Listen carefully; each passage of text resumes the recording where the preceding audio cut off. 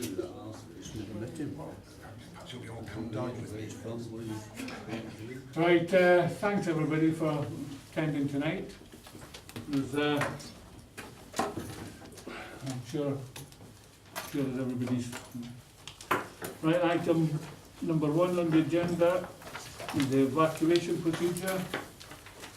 A fire drill is not expected, so if the alarm sounds, please evacuate the building quickly and calmly. Please use the stairs and do not use the lifts. Once out of the building, please gather outside the Yorkshire Bank, the opposite side of the road. Exit either by the door you entered the room on, or by the fire exits which are clearly indicated with standard green fire exit signs. If you need any assistance evacuating the building, please make yourself known to members of the staff. Please also make sure your mobile phones are turned off or set to silent. And I shall advise you that the part of the meeting or all of this meeting will be recorded for the broadcast. Item number 2, apologies. We have apologies from Councillor T. Shepherd, substitute Councillor Lydia Hocking, and apologies from Mrs. D. Ross. Okay. All right. Item number 3, minutes to confirm the panel meeting on the 21st of March. Panel, can I sign them as a full record?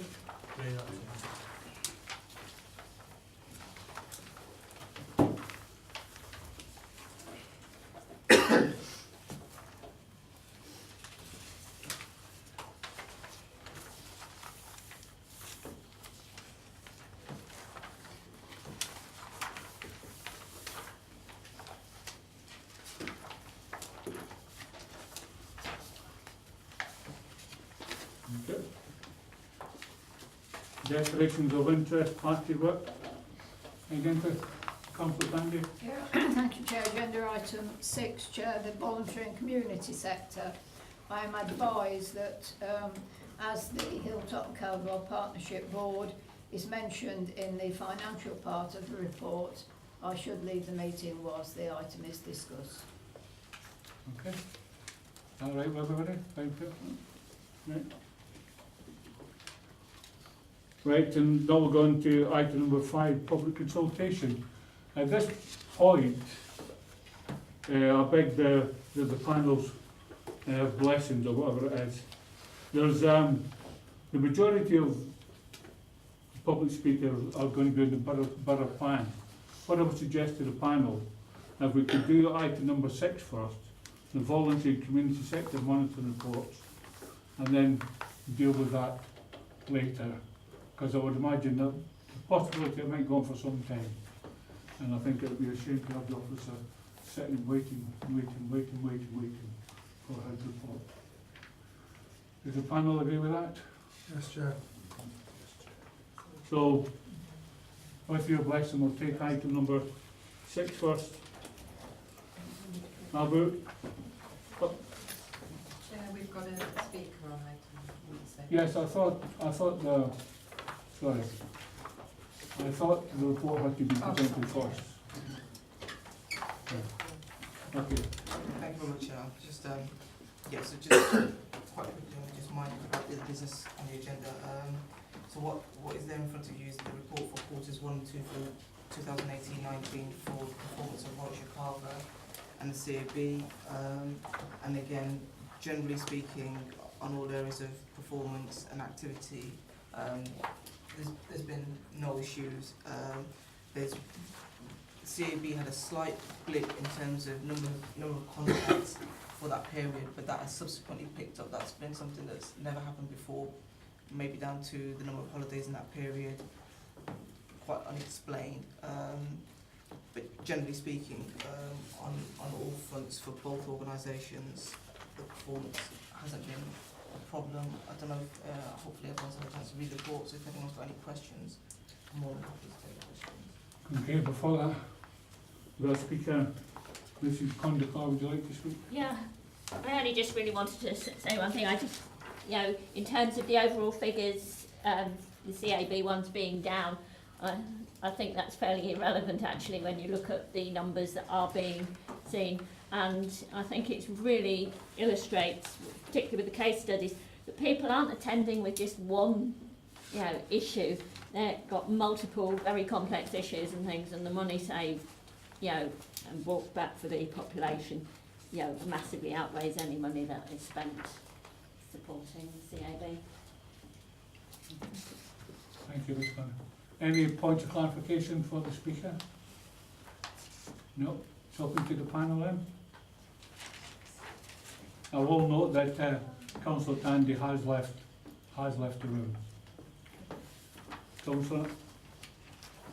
Chair, I would just move the recommendation as printed, and just the only addition that will, I suppose I'll wait for that to be seconded. I'll move the recommendation, Chair. Can I find a seconder? Thank you. Can I just say that perhaps it's not enough just to note it, that we should congratulate the work done by these organisations during what have been particularly difficult circumstances. Thank you, Chair. Yes, and I shall echo that as chair of the panel. Without the third sector, as it's affectionately called, over the number of years, I think we'd make a wee bit more trouble as a society without their input. And I, for somebody who attempted to do it for a couple of 3 years, I'm pleased that there's still people out there that actually care. All in favour of the report, and give our thanks to everybody involved, yeah? Yep. All happy? Right, can we get Councillor Tandy back?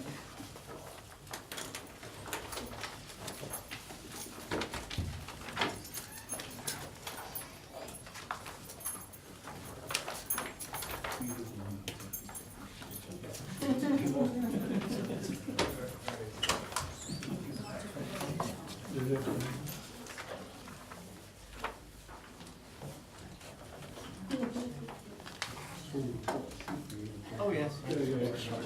Oh, need to take the same road. Yeah. I will go for it, yeah. Yes, each.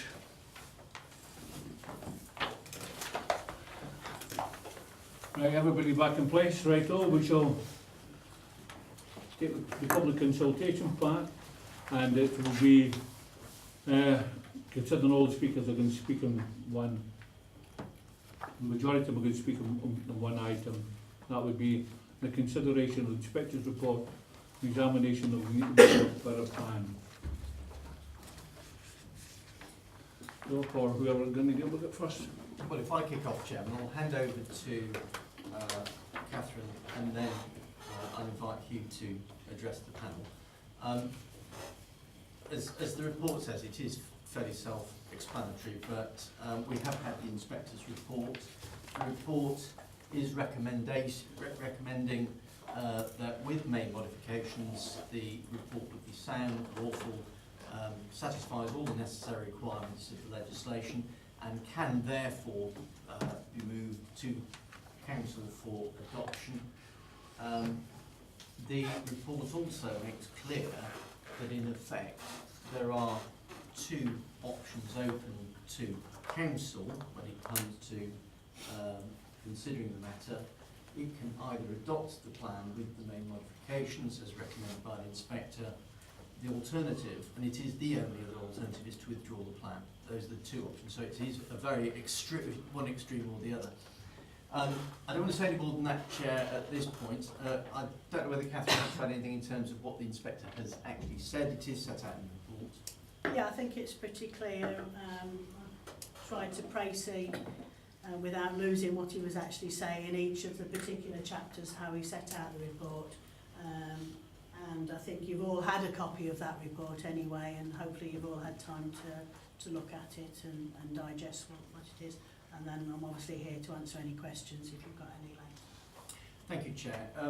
That then just leaves really why Hugh is here, and for members who haven't met Hugh Richards from number 5 Chambers assisted the Council at the examination in public, in particular dealing with the very early stages where the inspector wanted to hear evidence and the case from the Council in connection with the statutory requirements that the plan was lawful, has complied with all the necessary tests, complied with all its legal duties, including the duty to cooperate, and then ultimately that the plan and its contents were sound, having regard to a number of matters which are set out actually, as you'll see, in the inspector's letter. Now, clearly, as I've just alluded to, the choices that are available to council are quite stark. They're two ends of a spectrum. What I thought members might appreciate, this is their one opportunity to hear it from officers and from council, are what the implications are of each option. So I'm going to hand over to Hugh, with your indulgence, Chair, to just outline broadly what the issues are if you decide to adopt, if you decide not to adopt, as the case may be. Yeah. Thank you very much. Well, good evening, ladies and gentlemen. I'm here to give you not simply a legal view of what the implications are of either adopting or not adopting a plan, but also what the practical implications are, because a large part of my professional life is spent arguing at planning appeals whether development proposals should or should not get planning permission, and whether or not there is an up-to-date adopted local plan is always a highly material part and consequence of the outcome of the appeal. So we've got the inspector's report on this borough, or proposed borough local plan. It's been a long time in gestation.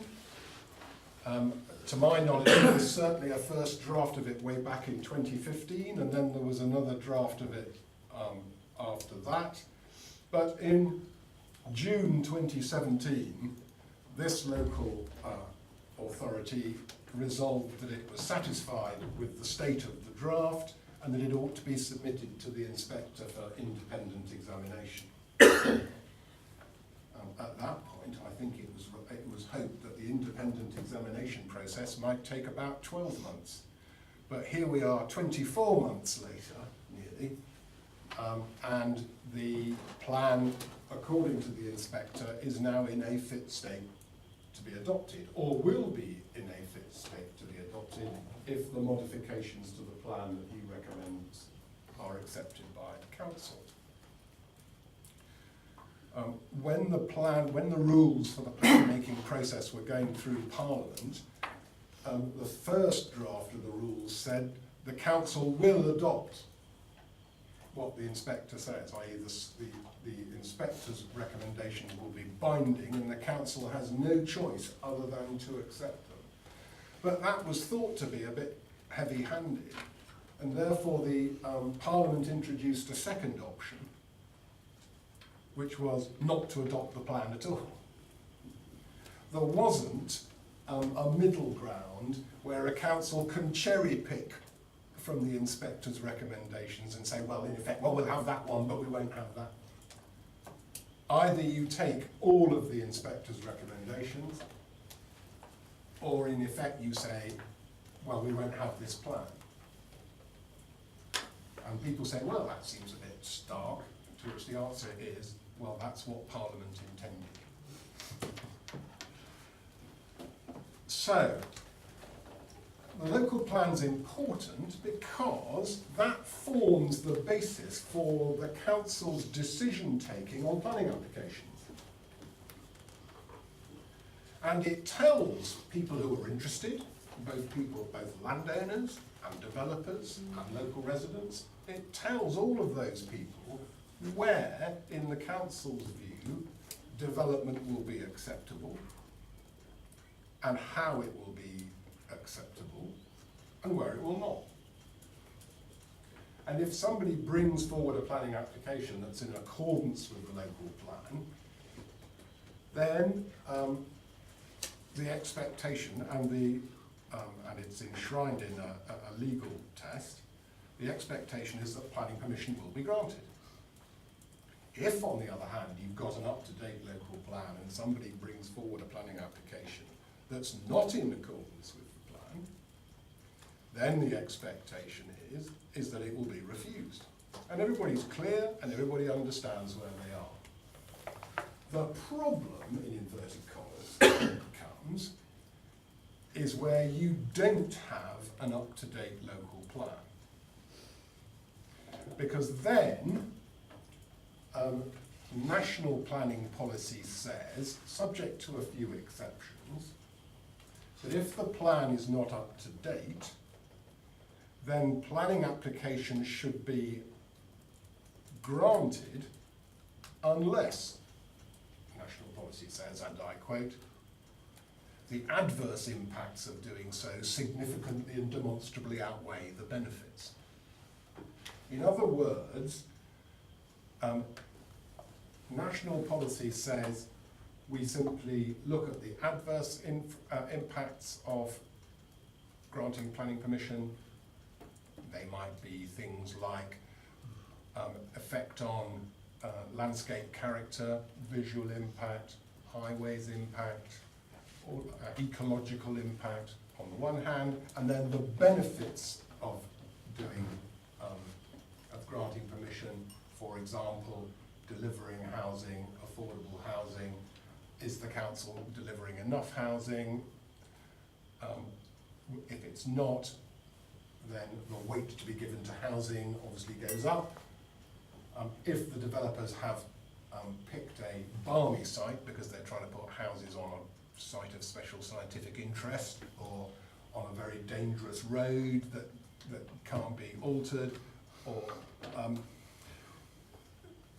the developer drives the process because there aren't enough sites in the adopted plan to meet the current need. And if this plan isn't adopted, you'll still have an adopted plan, except it'll be the 2006 adopted plan, which planned to meet the needs of the borough until 2011. There will be no plan that plans to meet the needs of the borough in 2019 or 2020 or 2021. So, as a general rule,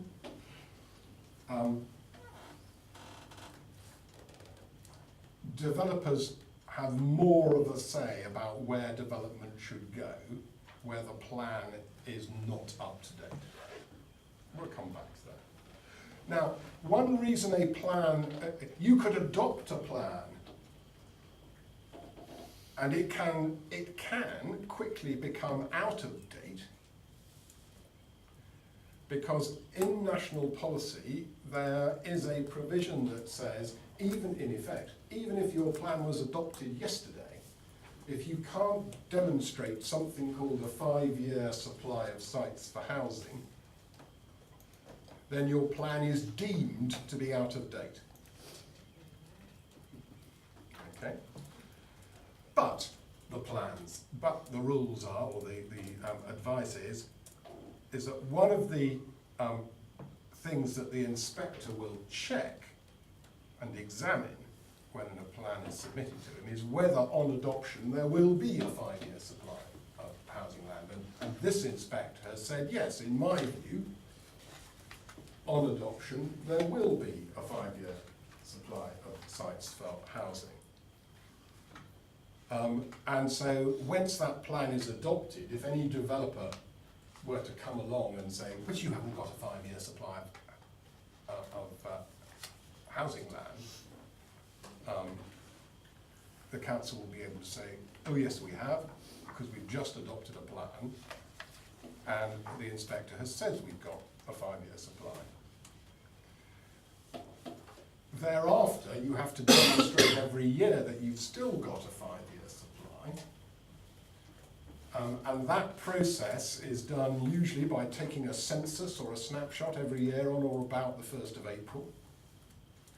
And then in the summer, the council will publish its assessment as to whether or not it says it still has a 5-year supply.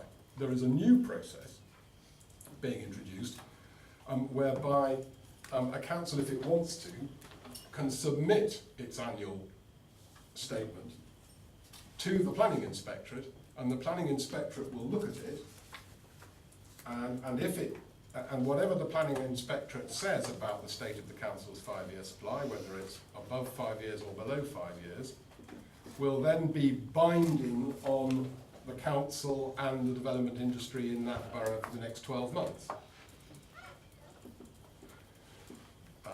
And that process involves the council saying to the inspectorate on or about the 1st of April we want to do that, submitting data to the inspectorate in the summer, and then by October each year the planning inspectorate will issue a piece of paper to the council that says either you have or you have not got a 5-year supply. So you won't need that for the first year of the plan. If you did it for the second year of the plan and you'd still got a 5-year supply because development was proceeding in the way that the plan expected it to, then that would mean that you would have a guaranteed 5-year supply out to about October 2020.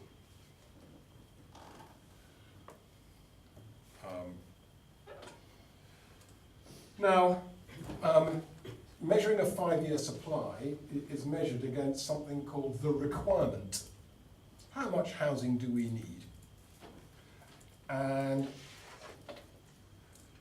in a freshly adopted local plan, that figure is set out in the local plan.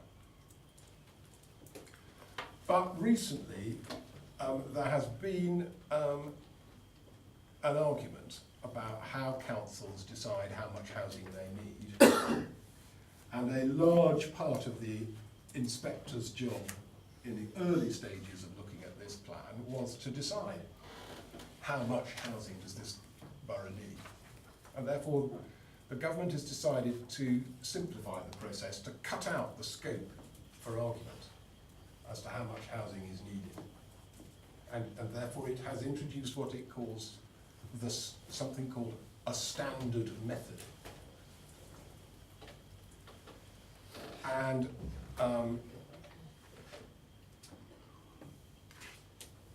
the standard method is then a starting point for deciding how much housing should go in a local plan. And last time round, for this borough's local plan, the requirement figure in the plan that's about to be published is 703 dwellings a year. Now that is made up of 502 dwellings a year of Nuneaton and Bedworth's need, and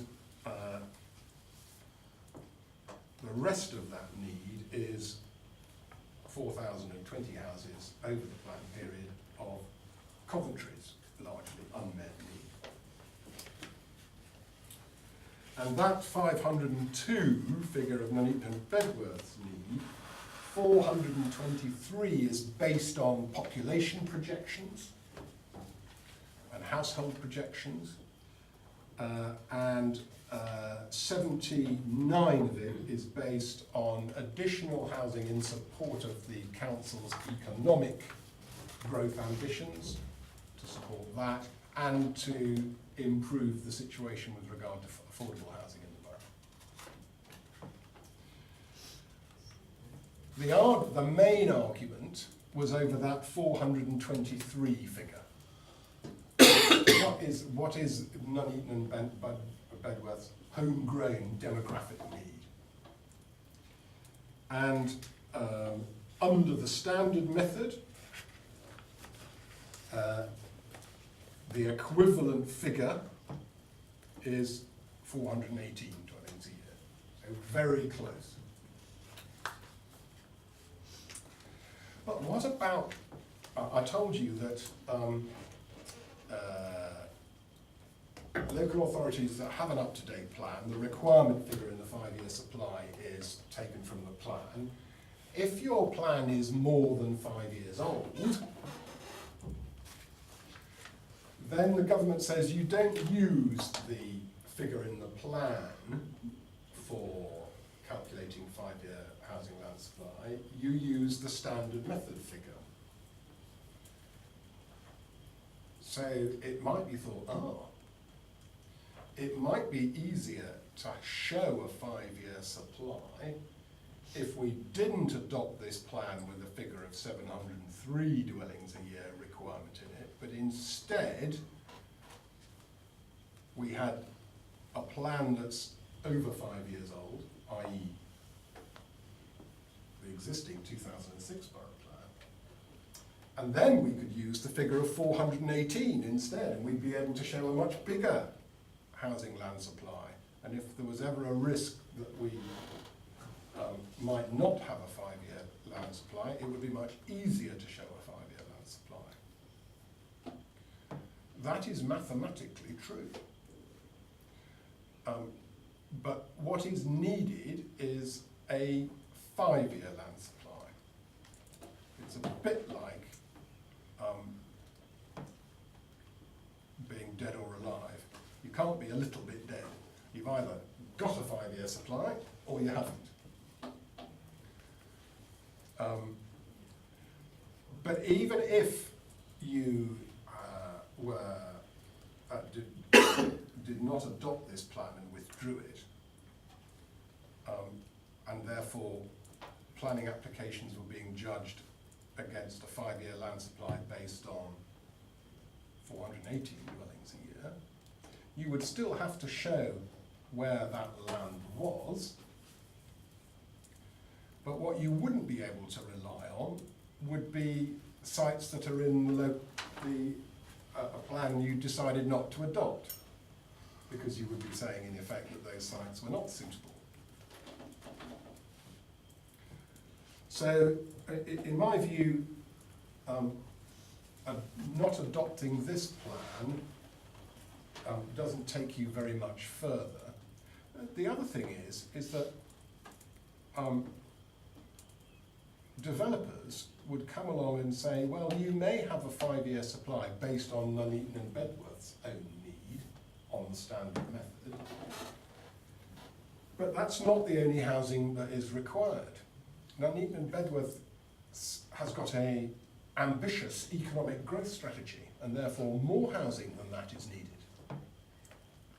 And what's more, Nuneaton and Bedworth has promised with its neighbours that it will do its bit in meeting Coventry's need, and therefore it doesn't just need enough houses to look after its own organic growth. And therefore developers at appeal would say meeting the requirement to demonstrate a 5-year supply is only half of the story.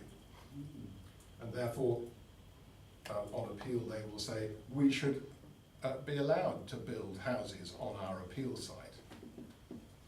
And the fact that it doesn't coincide with the site that the council was proposing in the plan it's just withdrawn is the council's fault, because it withdrew the plan. And therefore, I'm not sure that it can be said with any certainty that withdrawing the plan will give the Borough Council that sort of advantage.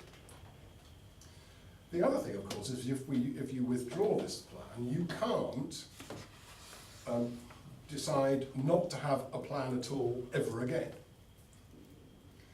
because Parliament has decided that you must keep under review the needs of your borough, so far as housing and employment, land and other things are concerned, and you must plan to meet those needs.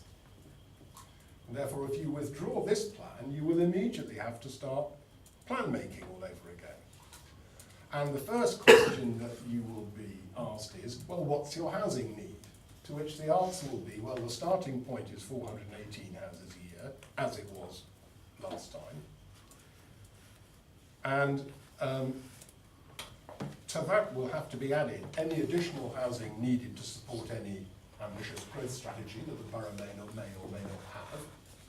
And on top of that will have to be added any housing that is required to meet unmet need within the housing market area.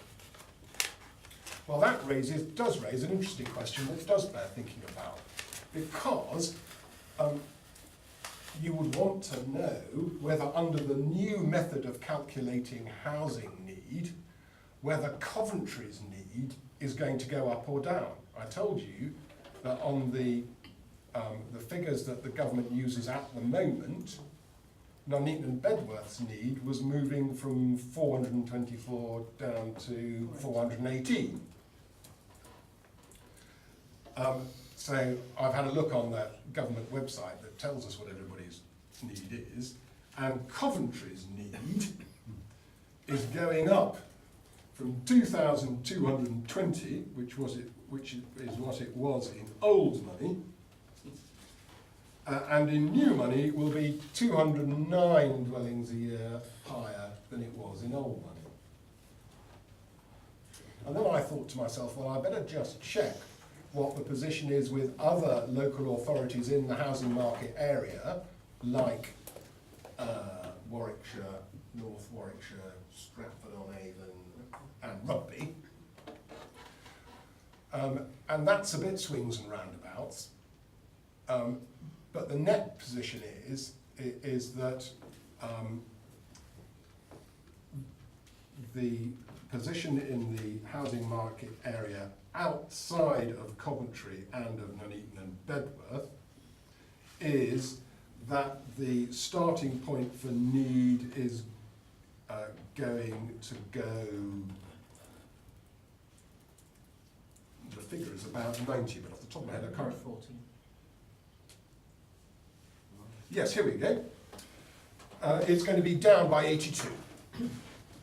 So last time, when the councils in the housing market area discussed and produced a memorandum of understanding about who would meet what needs where, the latest evidence is showing that the figure that needs to be distributed around the housing market area, those 6 authorities, is 82 dwellings a year less than it was before.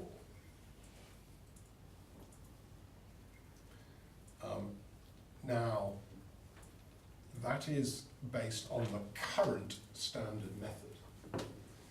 The standard method is under review, because when the government published this new standard method figures for all of the local authorities in England,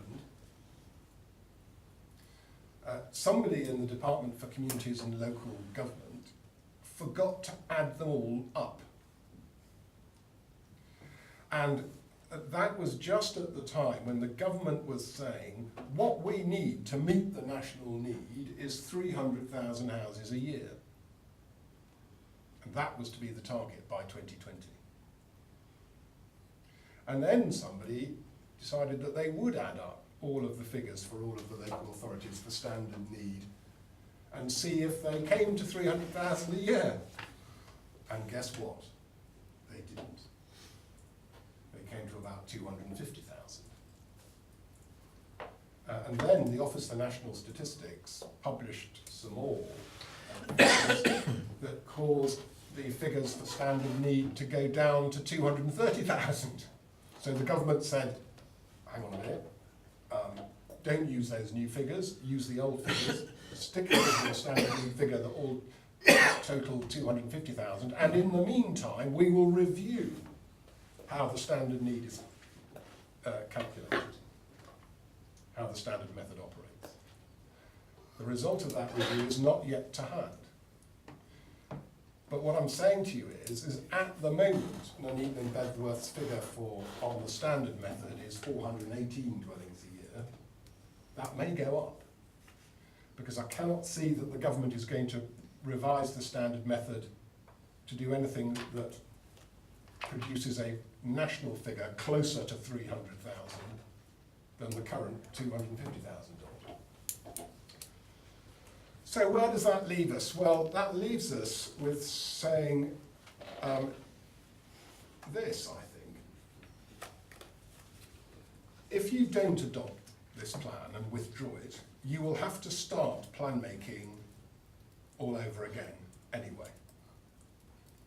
And in the meantime, you will not have an up-to-date plan with which to bat off planning applications that the community isn't expecting as a result of going through the plan-making process over the last 4 years.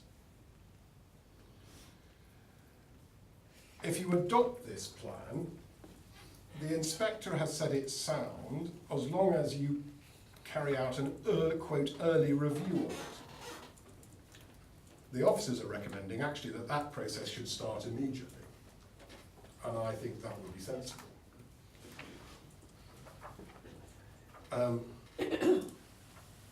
The duty to cooperate with other authorities nearby remains.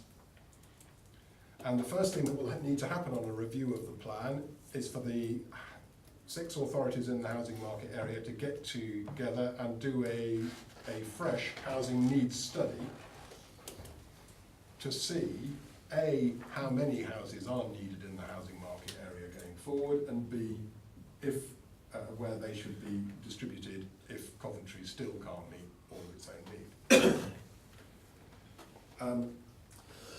need. My best judgment at the moment is that in any new plan, which will look beyond 2031, which is where the current plan looks to, it will probably look out towards 2036 or even potentially to 2040. My best judgment is that all of the sites that are in the current plan, or replacements for them, would be needed in the reviewed plan out to 2036 or 2040 anyway. And therefore, if there is a site that people are not happy with at the moment, my best estimate is that that site is going to be required either in this plan or the next plan. And therefore, I don't think not adopting this plan is a way to save any site from development forever. But that's a judgment based on my experience. It's not a judgment based on any local factors. But that's my judgment. So what the officers are saying, and I think it's a reasonable piece of advice to you, is that on balance it's better to adopt this plan rather than withdraw it, but then to start looking at what the future holds out to 2036 or 2040. As you will have noticed, you can't make a plan overnight. It takes time. My best judgment is that if you adopt this plan and immediately start a review, it will probably take 3 years to adopt its replacement. And for that time, unless you're very unlucky, you ought to have a 5-year supply of housing land, and therefore we'll be able to bat off planning applications that aren't in accordance with the local plan. If you don't adopt this plan, but instead decide to fall back on the 2006 plan, which has an end date of 2011, then my best judgment is it might take an extra year to produce a replacement plan, i.e. 4 years, and in that time you may well find yourselves without a 5-year supply of housing land, and therefore developers will know that. And I can tell you that there are some land promoters and developers, I know because I've seen them, and in one case I've worked for them, that deliberately target local authorities who do not have an up-to-date plan or who are at risk of not having a 5-year land supply. Because they know that that is where their best prospects of getting a permission are, because there are no allocated sites to meet up-to-date needs, and therefore speculative development stands a greater prospect of success. And there are organisations that specialise in targeting authorities in those circumstances. And therefore, if you withdraw this plan, your time at planning committee is likely to be much more fraught in the next 4 years. You will have many more appeals, which will be costly. You will not deliver as much affordable housing as you need, which will have social implications, and so on and so forth. Those are all matters which the council will have to weigh up in due course, and that this panel will grapple with in making its recommendation this evening. But thank you very much. I'll be happy to answer any questions if I'm the appropriate person to answer them in the view of the officers. Okay, I shall take the public speakers in the order I have them written down in front of me. Councillor Evans.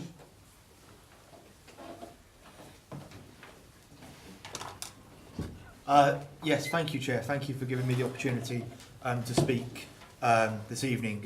There's just a few things that I'd like to raise from the report from the Inspector that will inevitably determine whether I support the adoption of this borough plan. The first thing that strikes me as important is actually the final page 64 of the report, where the Inspector states, in essence, that without the main modifications, originally he could not have supported recommending adoption to this council, and I think that speaks volumes. The plan that's in front of us today. Since day one, it's been a third-rate plan, and if this was presented a few years ago, clearly some of the more vulnerable sites in the plan, like the Woodlands, Bulkington, Golf Drive, would not have been included in the first place. On pages 38 to 39, the Inspector alludes to the fact that the council will not be able to meet the 5-year housing land supply within a few years of adoption, and therefore at some point the council will need to find new sites to be included. In addition, there's a good chance that the council will need to find new sites because of HSG4. In the report, the Inspector concludes that policy HSG4, the Woodlands, can only be deliverable should the appropriate new road infrastructure be given the green light through highway orders as part of the Highways Act 1980. Equally, should HSG4 be given the green light, you still have the barrier of the finances behind the project.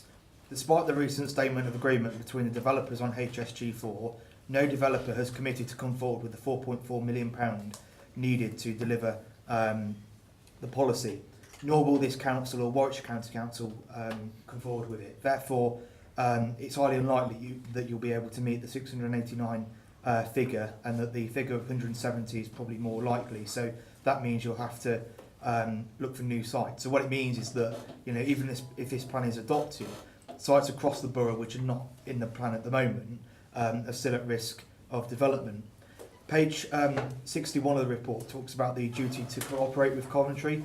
The Inspector states, and I quote, "It is important to have in mind that it is a duty to cooperate, not necessarily a duty to agree." So for years we've had, Dennis Harvey and all that saying, well, it's the government forcing it on as well. The Inspector has crushed that conspiracy theory. You didn't have to agree to the duty to cooperate, and in my opinion, the leader of the council needs to renegotiate the agreement as soon as possible, so that we have a figure that's in the interests of this borough and not of Coventry. And that, of course, that's something that the panel might want to recommend to Cabinet this evening as part of the recommendation that you make. I'm also disappointed that the Inspector has not changed main modification MM60 as requested by myself and the Woodlands Action Group. The main modification still reads provision of at least 680... 5 minutes? 3 minutes. 3? Oh yeah, of course it's 3, isn't it? I forgot about that. Yeah. Plan for 5, no worries. Any points of clarification from the Speaker of the panel? Thank you. Next one, Mayor.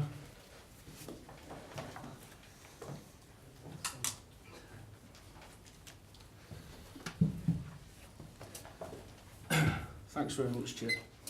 Having battled plans from this planning authority for over 20 years, and having been totally ignored along with all the residents of this borough, I feel compelled to tell this scrutiny panel the truth about how it feels.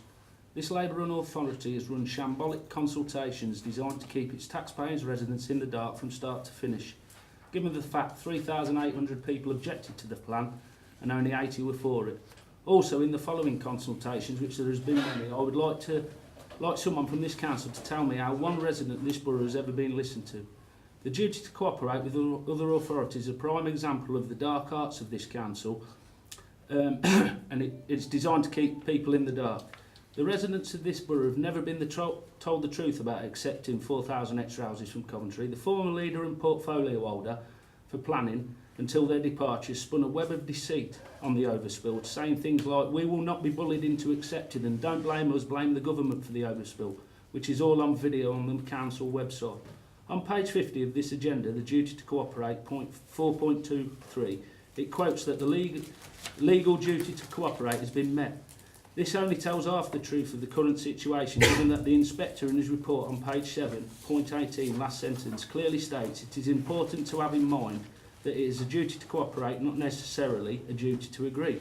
This clearly proves that the council could have refused the overspill and told their colleagues in Coventry to find their own land within their own boundaries without destroying our green open spaces. In fact, the arguments for accepting would have been easy if they had bothered to try. The inspector, also on page 8.23, states that Coventry overspill acceptance is a significant 40% uplift on the borough's own objective assessed need, which in layman terms means 40% on what we actually needed in the first place. This is shocking to residents.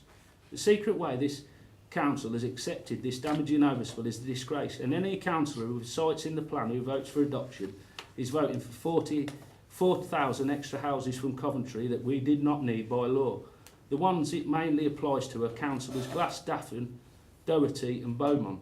Councillor Glass at Cabinet on the 5th of September 2018 spoke very well regarding the late inclusion of Hawkesbury with some excellent quotes which I would like to remind him of tonight. Does he now still think that the decision to accept the overspill from Coventry that did not have to be accepted, according to the inspector, which in turn has put Hawkesbury into the plan, is it a cock-up theory, a conspiracy theory, or is it that Nuneaton and Bedworth Borough Council and all the other local authorities conspiracy? This plan needs throwing out and starting again with a sensible housing figure, with no overspill, which in turn would stop this borough becoming Warwickshire's biggest commuter car park to the borough's complete lack of jobs and infrastructure. Any point of clarification for the speaker? Thank you, Carol. Councillor Condacor. Thank you, Chair. I think I need more than 3 minutes and hope people ask for clarification. Mr Richards spoke very well, and we should have had him here 4 years ago to actually help us set a sensible housing number. He makes a lot of points about statistics. I don't agree with them all, but there's a key thing in there. He's talking about 418 homes. If we don't have a plan, that is where we start from. And that actually starts from a demographic need of 300 and something, and an uplift because of affordability. So we're talking about 8,000 homes. And importantly, we're talking about a target for the future. This target and the Coventry overflow have been backdated to 2011. So we're actually being asked to cope with Coventry overflowing potentially 15 years before it does actually overflow. That is absolutely mad.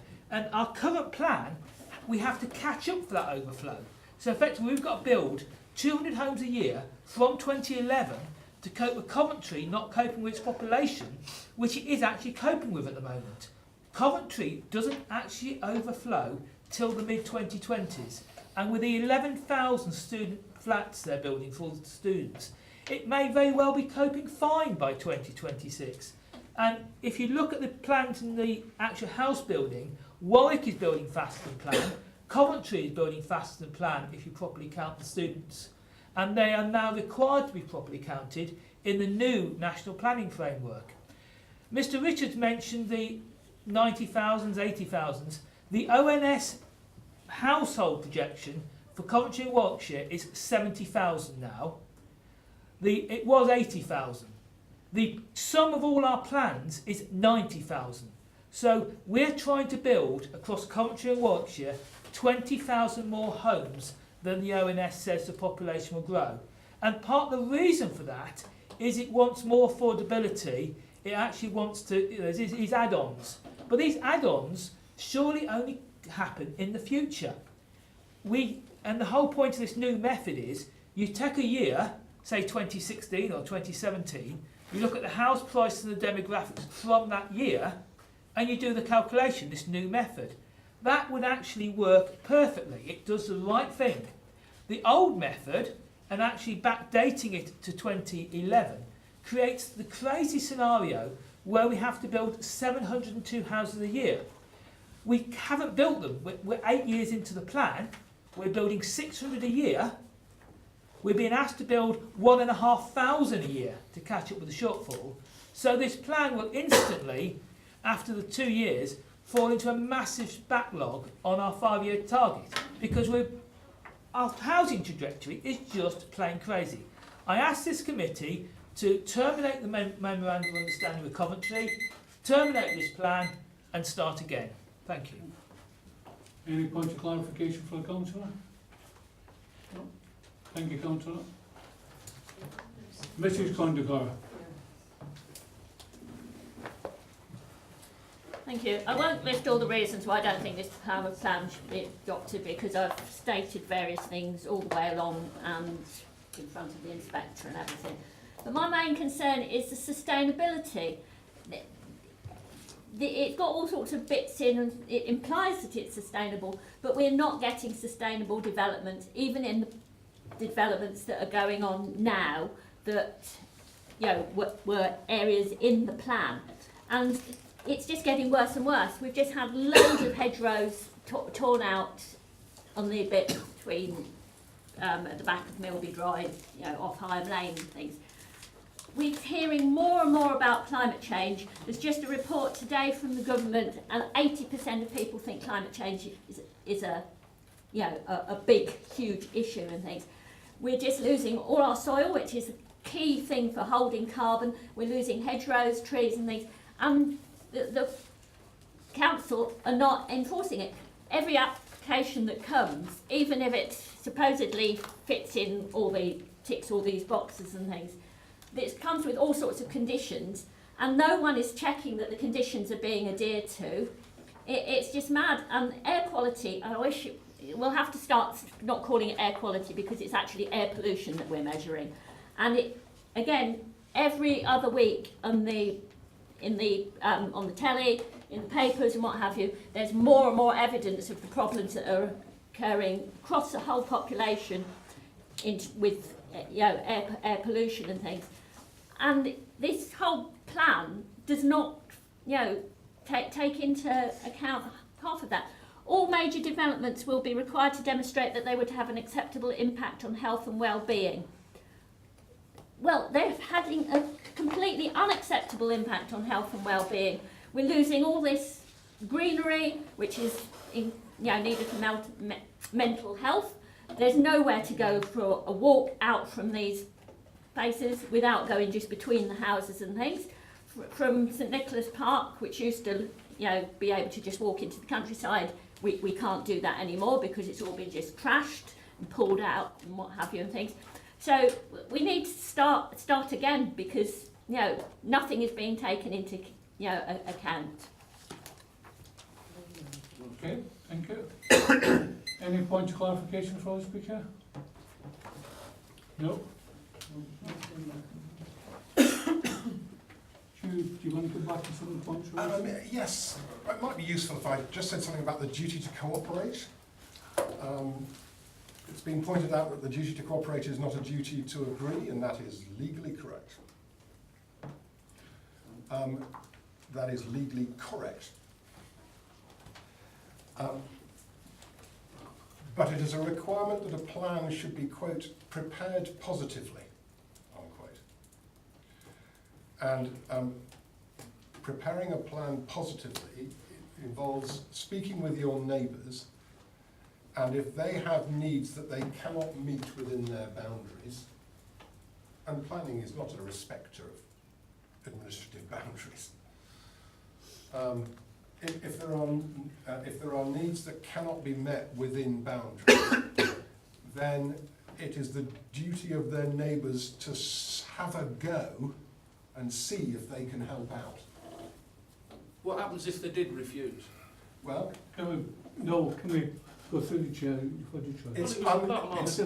It's unsound not to see if you can accommodate the needs that your neighbours cannot do so. But we don't have a time machine to backdate No, it. I'm going to come to that in a minute.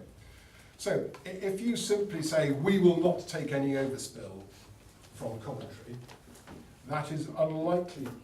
It may not be a breach of the duty to cooperate, but you are unlikely to have found to have prepared positively a plan that simply takes no account of the needs of your neighbours. Even if you're the most overpopulated part of Warwickshire? Well, I can't answer on specifics, but let me give you this example. If people in a borough next to a large conurbation say, we're not giving up our countryside in order for you to meet the needs of for additional housing in the area, let's say the figure is 40%. The question then is, where are the people who are being generated by the major conurbation? Where are those people going to live? So, in the old days, when there was regional planning, the boroughs would be told, you've got to meet that need. But the governments of many political colours for a while now have said, oh, we don't like top-down planning. So the whole basis of regional planning was replaced by this thing called the duty to cooperate. And it's a bit of a three-card trick, really. You know, the three-card trick. Pick a card, pick any card, but pick this card, the magician says to you. And the duty to cooperate is, in effect, a duty to consider all of the things that the regional planning body would have considered before it directed you what to do. The duty to cooperate is the duty to consider all of those things, but you're not being told what to do, you're not being told to agree, but you will be persuaded to do the right thing. And therefore, the answer will be the same, but you will feel better because you've worked it out for yourself rather than being told to do it. And that's what was intended by the abolition of regional planning and the start of this duty to cooperate. The evidence base is the same, and therefore the answer should be broadly the same. But you'll all feel better about it, or we'll all feel better about it, because I live in a rural borough first. That's not good. Yeah. So that's what you have to understand. So that's what I'm saying is. But it's not law. It's not law, but Can we not just have this back and forward, go through the chair? Now the other matters I can deal with more generally. When will Coventry overspill? How many houses do we need to plan for? Is what we're proposing sustainable development? Are we ripping up too many hedgerows? Are we having enough regard to health and well-being? They were all matters that were put to the inspector, and in effect the inspector has said he doesn't agree. Now, I can't answer that, but that was the inspector's job. The inspector's job was to perform the Goldilocks test. Was the porridge too hot? Was it too cold? Or was it just right? Okay, and some people were arguing and saying the porridge is too hot, and others were saying the porridge is too cold. And the inspector said, this is what's just right. And that's the test. Can I say also that the agreement of the understanding of agreement was not signed by Nuneaton and Bedworth. Every other authority, Coventry included, signed that agreement except for Dennis Harvey. The rest were Conservatives. He did sign it. He did sign sign it. Eventually. Yeah. Well, what difference does that make? The first, I'm saying the first attempt, Councillor Harvey, was not saying it, but the Conservative. Well, I'm only concerned whether there's salt in it or sugar. But that's my preference. Councillor Pomfret. Thank you, Chair. Well, the main issue to me, what we've got to decide, should we get round to it, is whether to have a plan or not. And whether to have a plan now or at some indeterminate time in the future. Personally, having been on planning for 7 years, I know what it's like when you can't stop developments because, agree with it or not, you haven't got a 5-year land supply. That can go on and on and on. We've had recent applications showing it's very speculative, hoping that we're not going to get a borough plan. Right, so we've got some housing figures which we're not going to accept because they've got people from Coventry or people who might have lived in Coventry who are moving to the sub-region or whatever they might be. But people guess, if we don't say yes, go and live in Coventry. Okay, I understand that. We can just say no. That means, as far as I understand it, and although I've been on planning, I know very, very little, even after 7 years, about it, because it is such a vast and complicated subject. If we don't agree where the figures are going to go for our sub-region, we won't get a plan, because the inspector will say, well, have you agreed? Sorted it out with your neighbours? And, whatever the authority has, and I think it's happened to another authority in our sub-region, they had to say no. They said, well, go away and sort it out and come back when you have sorted it out. So basically, if we don't accept the figures from Coventry or wherever they might be coming from, we won't have a borough plan, and we'll have development willy-nilly wherever developers would like to put up houses. Thank you, Chair. Councillor Wamsley. Thank you, Chair. I've got 2 questions, and hopefully Council will be able to perhaps answer some of these actually for me. One of the first things that strikes me is actually what does a rejection mean on day 1? So specifically, I think in a theoretical rejection of a borough plan, what does this mean particularly for sites that are included in the plan but are not currently in the green belt? As I understand from conversations with Catherine, there are applications effectively that are ready to go on day 1 of adoption. What would be the principle there for those if they were in the plan but the plan were not adopted? Would they therefore be safe, assuming they are not green belts? So there's a different test in current planning legislation for green belt, but assuming they are a non-green belt site. And I think the second point would be that something I certainly look at, and one of the things I disagree with on the memorandum of understanding particularly, is the way in which we've signed up to a memorandum of understanding that basically allows the requirement of housing overspill from Coventry is done one that is based on proximity to Coventry, and not one that is based upon perhaps existing densities or another method of coming up with a memorandum of understanding, where maybe we take some from Coventry or not. That's a question for debate. But I think one of the reasons that I think residents will be very upset, or are very upset, is they see Coventry not, in theory, not meeting its own need, yet whacking up lots of student accommodation whilst not catering for their own population. And just purely because we happen to be the closest area to them, we should take the most, despite the fact that we are already the most densely populated part of Warwickshire. And so would another method of coming up to a memorandum of understanding not perhaps be something that we should be looking at and considering? Yes, I can answer this. Sites in day 1.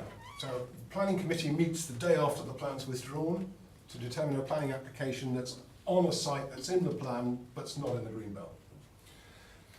The starting point for that would be that the adopted development plan 2006 plan would indicate that that application should be refused because the site wouldn't be in the adopted plan. Then the committee would have to decide whether there were other material considerations that indicated that the site should be granted planning permission. And that would depend on whether there was a 5-year supply, based on the old plan, what the adverse impacts were. Some people might be saying that it was a blot on the landscape, what the need for housing was, whether the site was in principle suitable. Now, the applicant will say, well, we think it is a suitable site because you were going to include it in the plan. So the committee would have to reach a judgment, but it would be reaching a judgment on the basis that the site was not in the plan and that the starting point therefore would be a refusal. So it would be no different to any other site.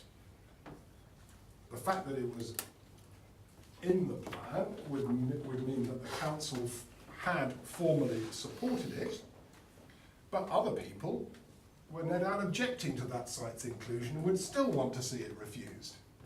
And therefore the arguments would go on. If the council refused it, no doubt the developer would appeal. If the council granted it, no doubt the council would upset the same people it's upsetting by including the site in the plan.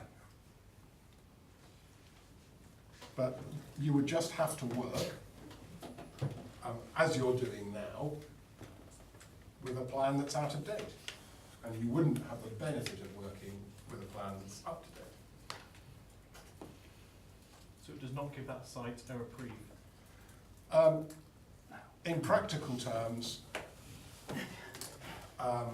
probably not, because you would still have to find housing.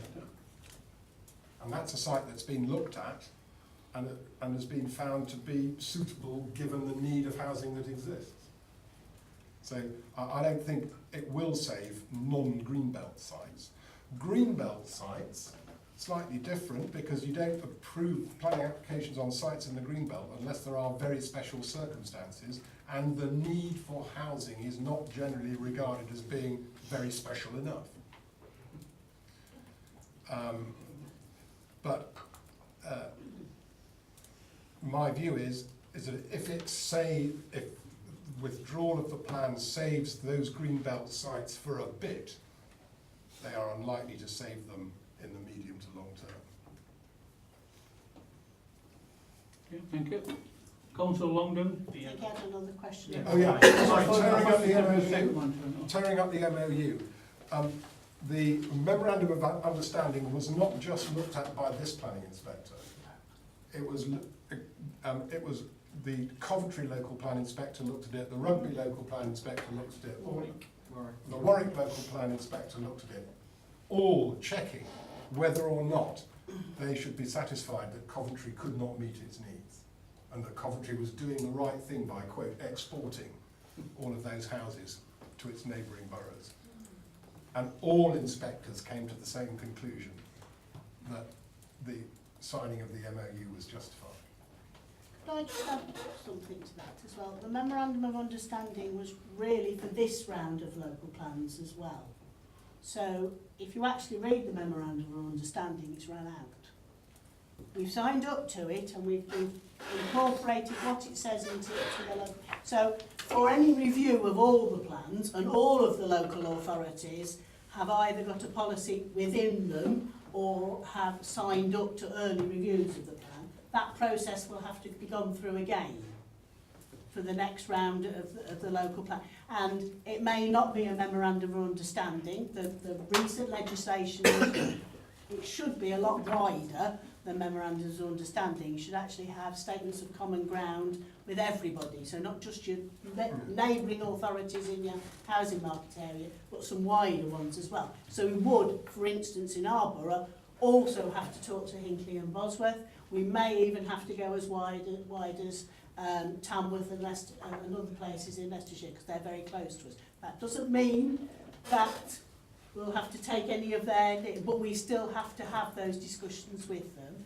So I think that's important to say. I think it's also important to say that the memorandum of understanding isn't one way. If in a next round of local plans, either this first review or another review. We can't meet our own housing needs. It will be us going to the other authorities and asking them to take our housing needs. It's not just Coventry. It was Coventry this time that couldn't meet it. And one thing, we weren't the ones that took the most, Warwick were. But yes, that was the way that the joint committee, and it was a joint committee of all the leaders of all the authorities that set up one, the memorandum of understanding, and two, how the shortfall was going to be distributed amongst the authorities. It was the joint committee that made that decision. But it was done on a functional relationship between the authorities and Coventry. Based on monetary. But that, again, that doesn't necessarily have to be the way that any shortfall, if there is any, in any review plans, would be dealt with in the same way. Councillor Longden. Thank you, Chair. In 2012, I was put on the Borough Plan Working Party. I don't really know why I upset at the time for having that privilege, but obviously something happened. And it was very frustrating because we sit down, we do a load of work, and then we go back to the next meeting, perhaps 2 or 3 weeks later, and find out that the goalpost had moved yet again. So we had to revisit the work that we'd already done to get in line with what was required. To actually suggest that we reject the plan now, to go back through that process, fills me with horror. It really does fill me with horror that we're even contemplating rejecting this plan because we have nowhere else to go. And the people behind me, who may score a few points and may actually get what they want in their particular areas, but then it's going to come back and bite them again. Either that or it'll be another group of people sitting there because these things have got to be done. So you've got to bite the bullet at some point, and you've got to say, this is not perfect. I've known it's not perfect ever since that first meeting. We didn't do it anywhere near what we wanted to do on infrastructure because of all the different variations and the expectations from the community infrastructure levy and all the rest of it. It really needs to get started, then we can review it and see where we're going from there. If we're going to reject it, then quite frankly I think we're going to be crazy because there's 9 years of my life gone out of it for a start. Sorry, 7 years, I can't handle. 7 years of my life gone out of it for a start. And the whole thing will be a farce. It will be a farce if it's rejected. So I would like to move, Mr. Chair, if I may. Well, we've already moved the recommendation, haven't we? But further, I think we should be recommending that, to the Cabinet that we accept and we adopt this plan with the the main modifications. Does that find a second at the present moment? I have at least got one more speaker, 2 more speakers. Councillor Elliott, 3 more speakers. Councillor. Thanks, Chair. I think I just heard Catherine say that Nuneaton didn't take most of Coventry's overspill, which is the certainly the belief in Nuneaton. I think if you check the memorandum of understanding, it's 34 point something % to Warwick, and ours was 31.9%, I think. So it was we were very close to the percentage with Warwick, and then Rugby took the next amount down, and there was very little that went to North Warwickshire or Stratford. And can I just check that Warwick's local plan, has that been adopted? Yes, it was adopted in, not last year, the year before, the end of 2017, I think it was. You need to mention that Warwick and Stratford and North Warwickshire are part of the Birmingham. Yes, yeah. Stratford and Birmingham don't just fall into the to the Coventry and Warwickshire housing market area. Stratford also falls within the Greater Birmingham housing market area, as does North Warwickshire, and Stratford also falls within housing market areas around Banbury and Gloucestershire as well. So both Stratford and North Warwickshire are also taking housing land from Greater Birmingham particularly in this round of the local plans that we've just been doing at the moment, and Stratford are reviewing theirs because of that.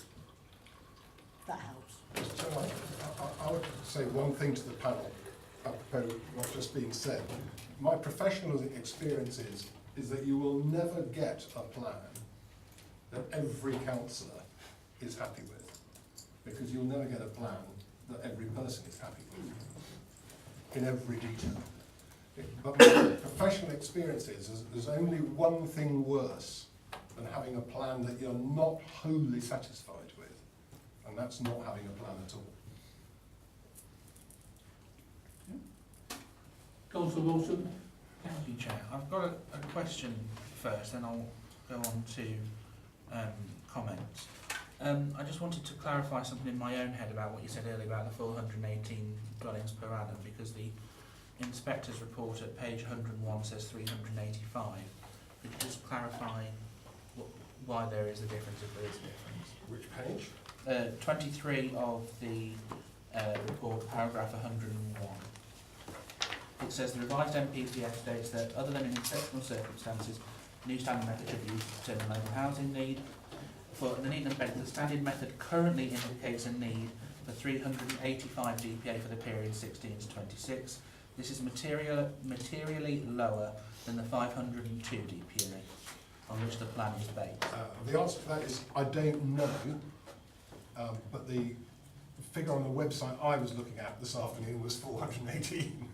And I've checked it in 2 different places on the government website, and then there was others following the figures that came out in, it was supposed to be December, then it was January, and then came out in February, I think. Clearly says 480. Yes, it may, yes, I've realised now. The standard method means you start with a figure and then you add an affordability ratio, which produces your standard method figure. And I think the inspector there, when he's talking about 385, is the first figure, and the officers and I are talking about the adjusted figure for affordability ratios. Because I've read that elsewhere in the report, but I just wanted to make sure that the two did actually. Chair, this is probably the worst moment, really, that many residents across the borough are actually fearing at the moment.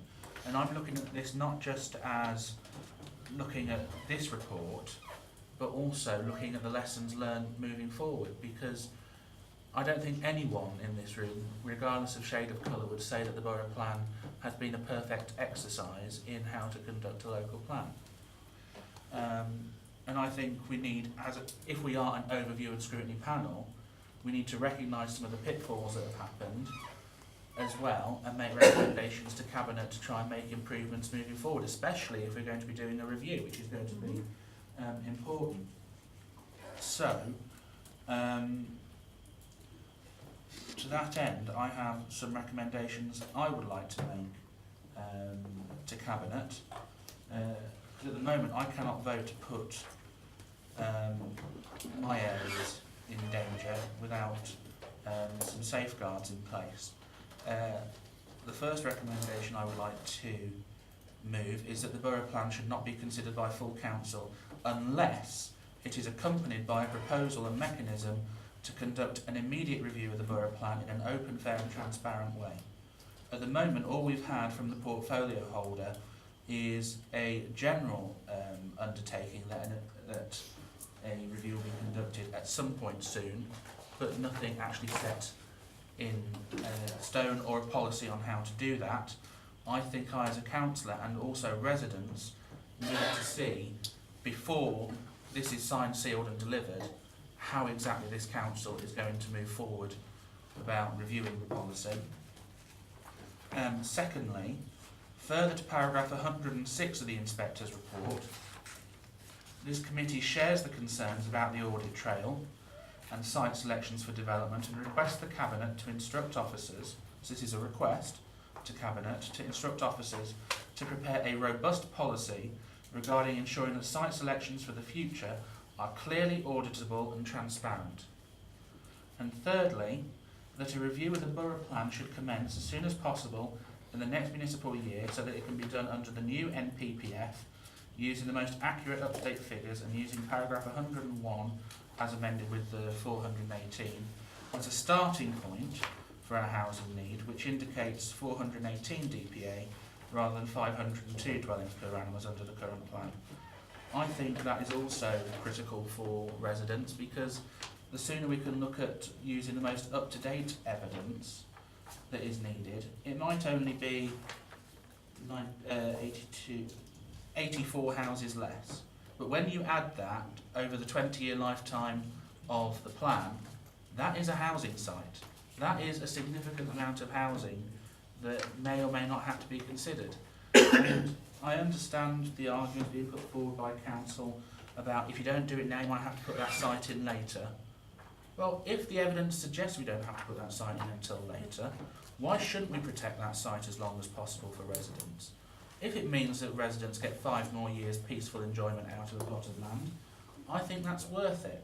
So I think these are reasonable, measured recommendations to Cabinet about how to move forward, not just on the borough plan, but also moving forward to conduct the review and any other subsequent proposals for development within the borough. Because heaven knows this hasn't been the most open, transparent and democratic way of putting forward a local plan. Just have to look at minutes of various council meetings when we were told that members were whipped. And that's public domain.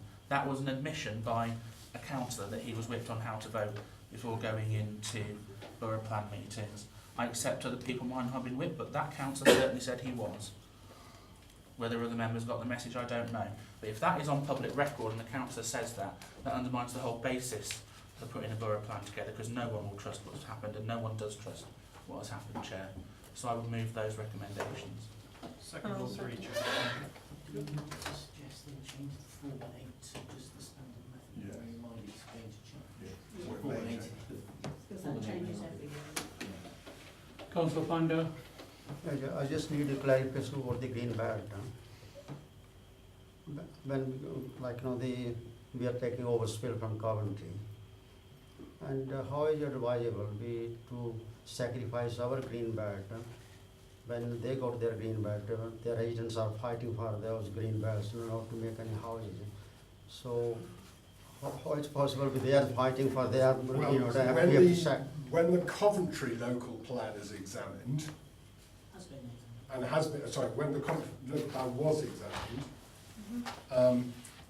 that inspector was clear that part of the job was to check that there was evidence to show that if Coventry was not building on its own greenfield land, that somebody had carried out an exercise at a sub-regional level or housing market area level with a greenbelt study that identified which were the best sites to release in greenbelt terms. That's why you have to cooperate with your neighbours, because there can be an argument between whether or not that piece of greenbelt should be released or that piece of greenbelt should be released.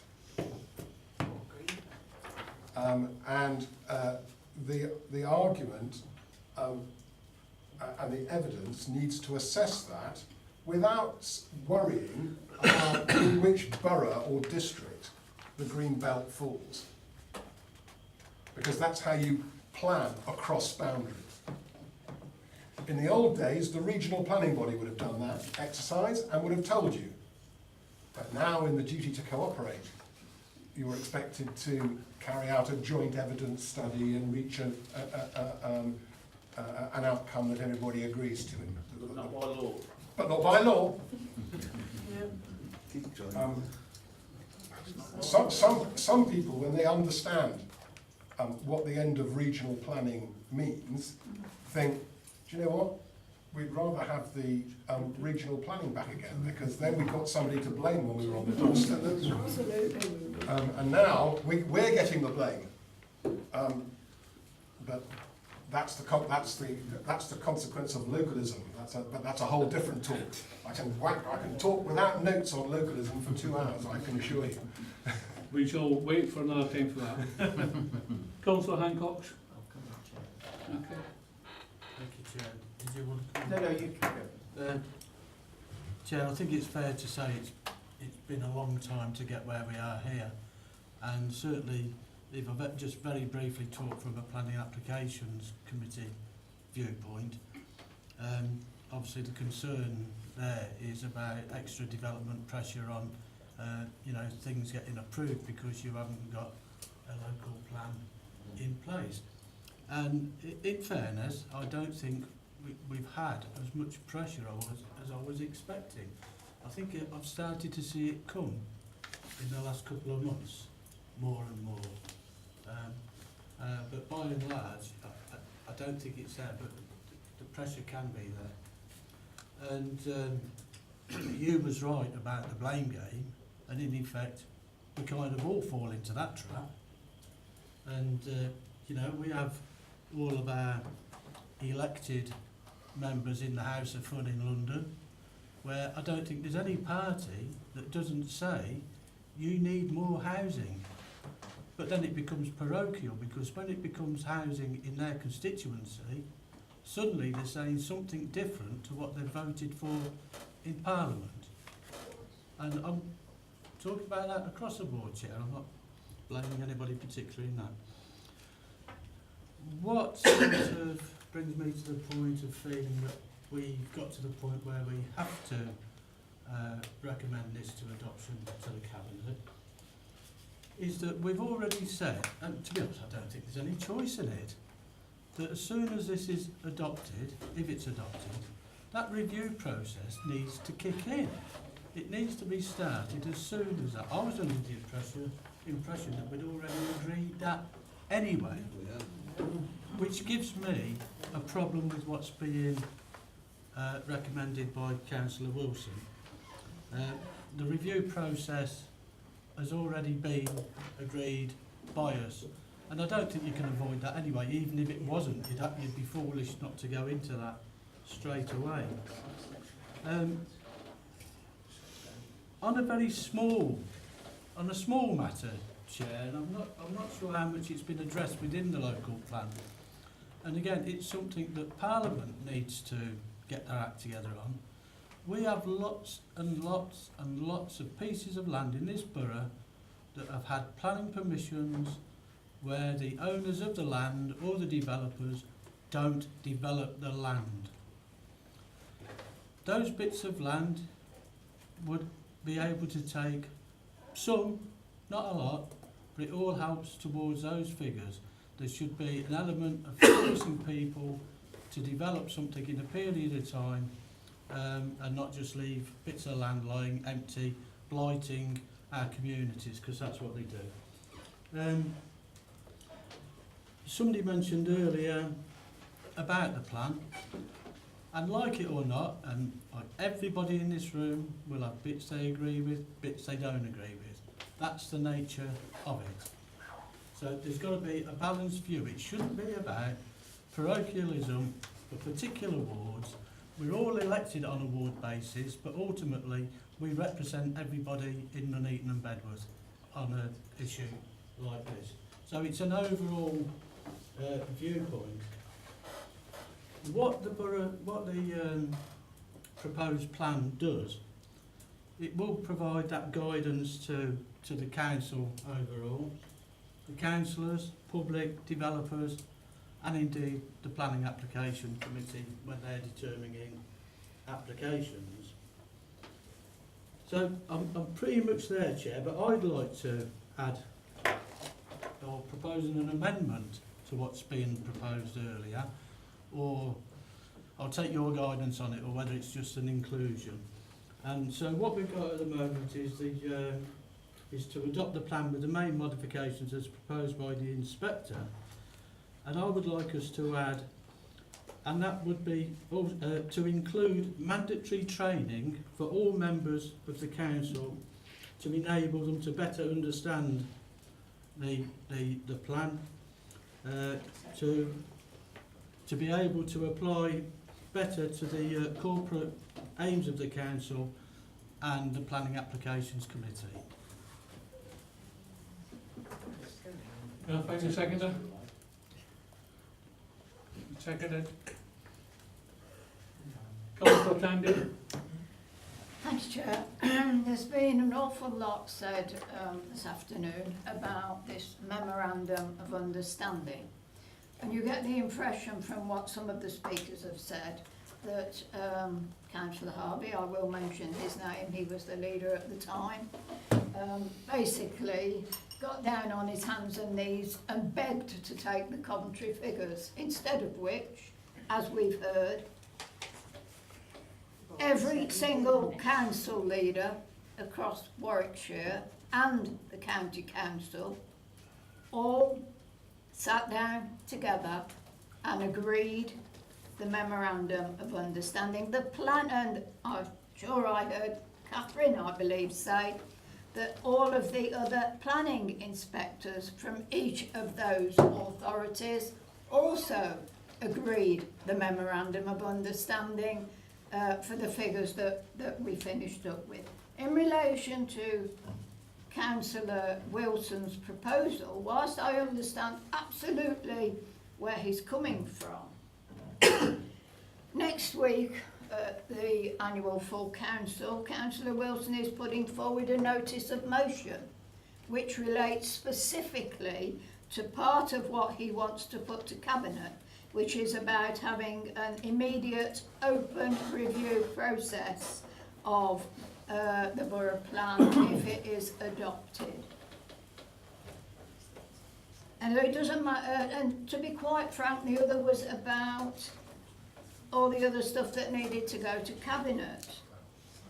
Now, I would assume that that may well go to Cabinet prior to June the 10th. I don't know whether it would or whether it wouldn't. I'm assuming that. But because there is a special meeting of the council specifically to address the issue of the local plan, I would have thought that no matter what this meeting may take to Cabinet, it could, any decision that they make could easily be overruled by that special full council on June the 10th. So I don't see the point in making those recommendations to Cabinet when there are two opportunities within the next 6 weeks, perhaps less, to discuss these issues next week with the notice of motion and in 4 weeks' time at the special full council meeting to decide whether we adopt the local plan, which is why I cannot support Councillor Wilson's amendment. Thank you, Chair. Councillor Grant? Thank you, Chair. I, on the other hand, could quite easily support Councillor Wilson's recommendations for several reasons, which were brought up by previous speakers. First of all, I refer back to the signing of the Memorandum of Understanding when promises were made not to. I also refer to previous promises that were made to protect particular parts of the borough and not include them in the borough plan, including woodlands, which goes to show that promises and pledges made by the leadership of the Borough Council often amount to nothing. So if the Borough Council is at the moment promising an immediate review, how can we take their word on it when they've broken their word before? So I think it's perfectly reasonable to make recommendations to Cabinet to include mechanisms for reviewing and reducing housing numbers, for taking another look at the Coventry overspill, which I feel is unfair on Nuneaton and Bedworth and is more than fair to Coventry. So those are the reasons why I'll be supporting Councillor Wilson's motions, because promises don't mean much to residents, but mechanisms will at least put in safeguards to allow a more reasonable borough plan to take into account if the borough plan is adopted.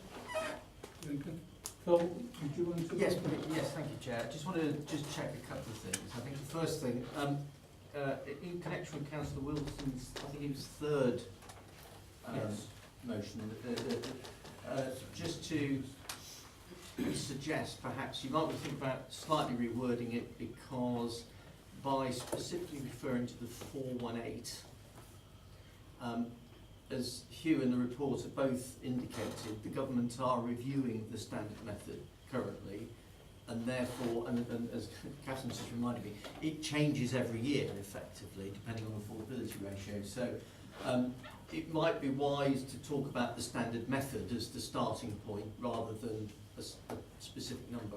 It's certainly what's in the plan currently, but when we come to look at doing the plan and we go out and do all the necessary work on that, the number may be completely different.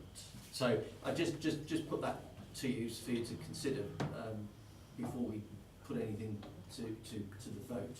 And I just want to pick up one point from Councillor Brown, and it's in connection, and it's really just to clarify that it's one of the hardest things we as officers have ever had to do, to convince members to rescind council motions to put the woodlands into the green belt. That is on the back of very clear legal advice from council, not Hugh, but one of his colleagues, that if we hadn't have done that, we would not have a sound plan, because we would have excluded a site from consideration from our sustainability appraisal that was clearly sustainable. And because of that, the advice was Not sustainable. Hot porridge, cold porridge. Salted sugar. Can I make one observation? Officers may not like this. There is a document that all authorities have called a Statement of Community Involvement. Yeah. And that will have a section on plan making in it, on what process should be followed in plan making. If there are concerns about that, about whether this process, this plan was sufficiently transparent, properly consulted on, etc., etc., I think my advice would be to revisit the Statement of Community Involvement rather than to make a resolution to Cabinet about next time. Get what you want to happen next time in the Statement of Community Involvement, and then the next inspector examining the next plan, one of his tasks is to see whether the plan is brought forward in accordance with the Statement of Community Involvement. So I think that would be my advice. If you're worried about the process for next time, get it into the Statement of Community Involvement. it's probably due for review. It is. Right, I I have 4 speakers who have already spoke before. Before taking them, has anybody who hasn't spoke before wish to speak just now? We speak. No. What's new? Okay, Councillor Wamsley. Oh, thank you, Chair. I actually, one of the reasons I indicated earlier to second Councillor Wilson's 3 separate proposals here of recommendations to Cabinet is because actually we need to go through complete proper due process, and actually what it made me indicate to speak is some factual inaccuracies of Councillor Tandy in her comments a few moments ago, because Council can overrule Cabinet, as I and Phil have had many discussions on the roles and separations of power between the executive and the legislative branches. The Council cannot overrule Cabinet, and there are a number of items to which Councillor Wilson has asked Cabinet to consider, which are matters reserved for Cabinet. Those namely would be the mechanism for a review, the housing numbers targets, and a couple of other items that are in his proposals are actually matters which are reserved and in the purview of the executive branch of this authority. And so we are very rightly, I think, in Councillor Wilson's defence, I think we are very right to look as an overview and scrutiny panel and to suggest ways and scrutinise the ways in which this have been, that the procedure is followed to date, and to make recommendations to the body for whom they are responsible for those elements and ask them to consider it. Now, it may well be that Cabinet decided that they don't want to look at these particular instances. It may be that Cabinet decided they want to pick up the resolutions that we make here tonight. It may be that council supports the motion that Councillor Tandy was alluding to on the Extraordinary Council at Annual Council. But again, that is not a binding motion, because it cannot be a binding motion. It would be seeking to amend the Constitution to create a new panel. So that is another mechanism to bring forward, but that is exactly right for Council to consider. What we are asking today here is we're asking a number of recommendations that fall within the purview of Cabinet, and asking Cabinet to consider them as a recommendation from this body, and that's why I wholeheartedly, completely support and indicated earlier my seconding for all three of those motions of Councillor Wilson. Thank you, Chair. Councillor Wilson. Thank you, Chair. Unless Councillor Tandy and members opposite are going to tell me that they're actually going to vote for the motion which is going forward to the special council after the AGM next week, I and my residents have no reassurances about how the review is going to be undertaken, if any. Councillor Phillips said a review will be undertaken soon. When is that going to start? Who's going to do the review? What body are we going to do to set it up? The first one clearly says that if you're not going to support our motion at full council, then surely it should fall to the Cabinet as the executive body to set out its preferred mechanism for how that's going to work. And then let that one see whether that stands or falls. Probably will go through with the Mayor's casting vote, if that has to go through to council, or it will be done as an executive decision. But at the moment, this OSP has no guarantee, so I think it is still a legitimate and live motion to put down. The concerns about the audit trail, I don't see how anyone can vote against that. If you can't say how you've arrived at site selection, how can you answer questions from residents at consultations, or when we're dealing with residents, when we're dealing with queries? We can't, because for whatever reason, there is a questionable choice over how sites have been selected. If we can't evidence it, then residents will rightly think, in some instances, going back to your point, Chair, is it the cock-up or the conspiracy theory, as raised by Mr Mayor? So asking Cabinet to find a way of tightening up that process so that it is documented, written down, there for all to see. You can present it to the inspector, you can refute what the conspiracy theorists might say. I don't see how you can vote against that. That's quite plain, it's quite obvious, it's good housekeeping. Are you telling me, as a controlling group, you're against open, fair and democratic decisions being made in a proper way that is recorded? Absolutely. And then to say that we should begin the review of the borough plan using the new MPPF and using the standard method as a starting point. I'm happy to accept that as a friendly amendment, or to amend it so that it's you can't move an amendment, obviously, to amend the recommendation to say, and using the standard method as a starting point for our housing need, full stop. I can give this to Wendy afterwards for the minutes. Again, how can you vote against that? Is it because you're frightened of what the result will be? Let's just get these motions through, start actually putting some faith back into our system so that residents can see we are doing the job properly, because up until now, for the past 5 years or more, they clearly don't think we have, and to be honest, I have to agree with them. We haven't done it in a fair, open and transparent way. These recommendations go some way to righting the wrongs of the administration over the past 5 years. So, given that Councillor Tandy isn't going to agree to these, I will move a recorded vote, Chair, on these recommendations. Stand or fall by your decisions, Chair. Councillor Longden. I always Thank you, do. Chair. Here we go again. Spin, innuendo, lies, the whole works, and the dress rehearsal for Wednesday. Wonderful. Thank you very much. We know what to expect. In answer to Councillor Gran and yourself, look at the minutes of the meeting, of the council meeting. Page 62, where you have a written response from the portfolio holder, which says everything that you said and what's going to happen, apart from firm dates. Well, you can't put You may laugh, but you cannot put firm dates in because the law doesn't allow you to. You've got to wait 6 weeks. You have a 6 week period and everything else. So you've got to have that due process, or you break the law, and that's what they want. So it's spin and nastiness again coming out, and I'm getting fed up with it, to be quite honest. Point of order, hang on. Oh, he would do, yes. He wants to break the train. Go on. What's your point of order? Carry on. I will do, thank you, Councillor Longden.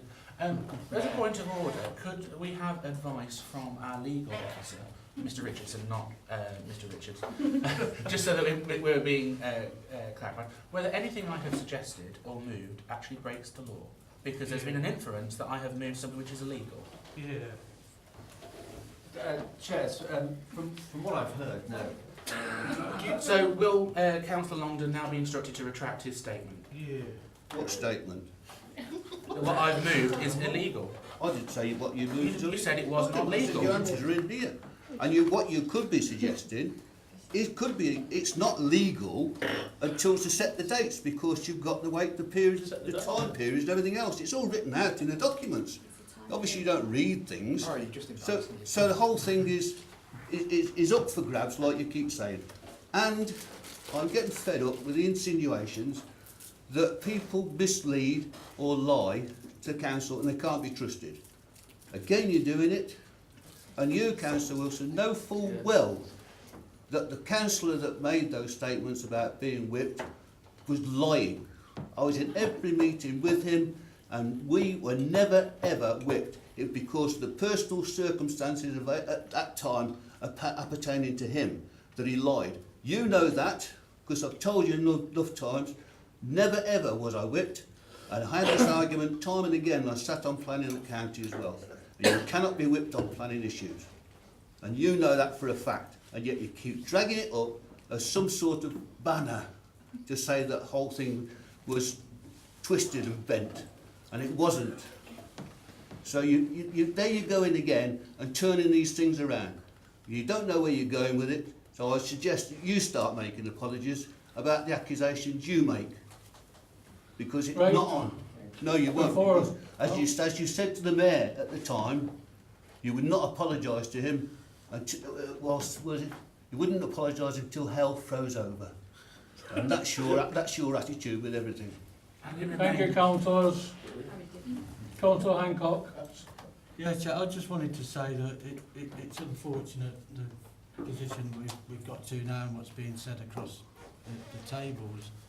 And scrutiny at this authority isn't always done to the best it can be done. And certainly of late, some issues in scrutiny have become heavily politicised rather than looking at what's meant to be happening, and there's not only just scrutinising but having an overview of stuff. People forget about the overview of things. That's all I'm saying, Chair. But I just wanted to come back to the items that have been proposed by Councillor Wilson. And in my opinion, and I'm talking in my opinion, is I feel it's just a duplication of what has already been agreed by this council. And I see no point. I can understand why it's been put forward, but it's a duplication of what's already been agreed. I can understand that maybe for whatever reason they don't trust people to do it, but you do have to have trust in some circumstances, Chair, and I believe that's already been covered by what the council's already agreed. Thank you. So I vote against it then? Okay. There's Chair, can I just say, people have been interrupted on this a number of times by Councillor Evans through this meeting. It shouldn't be allowed, and they shouldn't. He's an established councillor now. He knows the rules. I think Chair, I've got the planning aspect here, but there's I agree. I think it's bad form for shouting out anyway. But when you shout up, it's not a great deal you can do about it. Right, I'm going to move on to the votes now. Before I move on to the votes, I would like to say a couple of things about the conspiracy and the cock-up theories. there's the majority of conspiracy theories are cock-ups, regardless which way you want to look at it, historically or logically. That's what happens. In the case of where it was talked about on my own patch down Hawkesbury Village, I was concerned that the people never had a chance in order to have their say. And because we spoke up and because we put our points of view across, the people did get a chance to have their pennies worth. So I'm pleased that that's what happened. And I think that should happen on all occasions, that people should get the chance to have their say. At the end of the day, whether they agree or not agree with that decision, that's up to the elected politicians who are going to make those decisions. And this is one of the most important decisions that we are going to make. I think personally, because all this is going to come up again on Wednesday, I shall be voting against the 3 amendments, because we're duplicating once again. I think we've had this argument once before. Now we've got it a second time, and I'm sure we'll have it again on Monday. So I shall vote against it only because I know it's going to come back up again, and we'll deal with it as a full council on Wednesday. So have I got to take the amendments first? Right, Chair. I think before we do anything, I think we just need to decide what's on the table and work out how we deal with them, the order we deal with them. Yeah. If I can just start with Councillor Wilson first, because I think what he moved was an amendment. And can I just check, your amendment was to add words to Councillor Longden's motion, is that correct? No, these were separate recommendations. So, but he's moved one recommendation, I'm yes. moving different one. So, but as an amendment, so we can deal with it, are you saying... These are additional recommendations. As well as Councillor Longden's? No. Heaven forbid. So we're moving an amendment, which is simply to recommend to... Those three, without recommending adoption. Right, so we can do... If we deal with that first, Chair, and then we'll come to Councillor Hancock secondly. So, if you're happy, Chair, I'll move to the vote on the amendment. I don't know whether members want to hear Councillor Wilson read them out again. No, I'm bored the first time. Okay, so if I can just ask members to vote for or against Councillor Wilson's amendment. So, we're not slightly in alphabetical order for those who are substitutes, so don't panic, I haven't this joke, just at the end of this. So, if I can start with Councillor Croft. For. Councillor Elliott. Against. Councillor Glass. Against. Councillor Gran. For. Councillor Guttridge. For. Councillor Hancox. Against.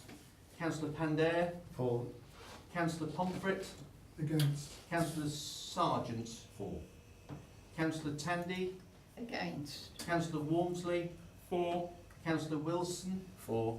Councillor Hocking. Against. Councillor Longden. Against. 7. 1, 2, 3, 4, 5, 6. How's your porridge? 7. 7 all, Chair, so it's casting vote. My porridge has always been salty, and I've used my vote. I shall use it against. So that's the amendment's lost. Chair, can we now move to Councillor Hancock's? I just wanted to check, because Councillor Hancock moved the mandatory training on the plan. Is that something that Councillor Longden, you will accept as part of your... Well, I seconded it, so I'll accept it. And your seconder was Councillor... No. We seconded Bill's. I seconded what he... Yes, but when you moved, you had a seconder. Who was your seconder? Councillor Tandon. And are you happy to accept that as part? Yes, I am. So you're actually adding that into that. So we can now move to the vote, Chair, on Councillor Longden's original motion with Councillor Hancock's addition as part of that motion. All in favour? Oh, you want? No, we didn't ask for one. The original motion was to recommend to Cabinet that the borough plan be adopted subject to the inspector's main modifications, and Councillor Hancock's has added in a second part to that, which is that all members effectively be required to attend mandatory training on the contents of the borough plan. Ish. So that's so it's 1 and 2, and that's a straight vote. Didn't ask for recorded vote. Straight vote. All in favour of that? 1, 2, 3, 4, 5, 6, 7. Against? 1, 2, 3, 4, 5, 6, 7. Casting vote. Abstentions? You're casting vote? I shall vote as I clearly indicated earlier. So you're voting in favour of the motion? Yes.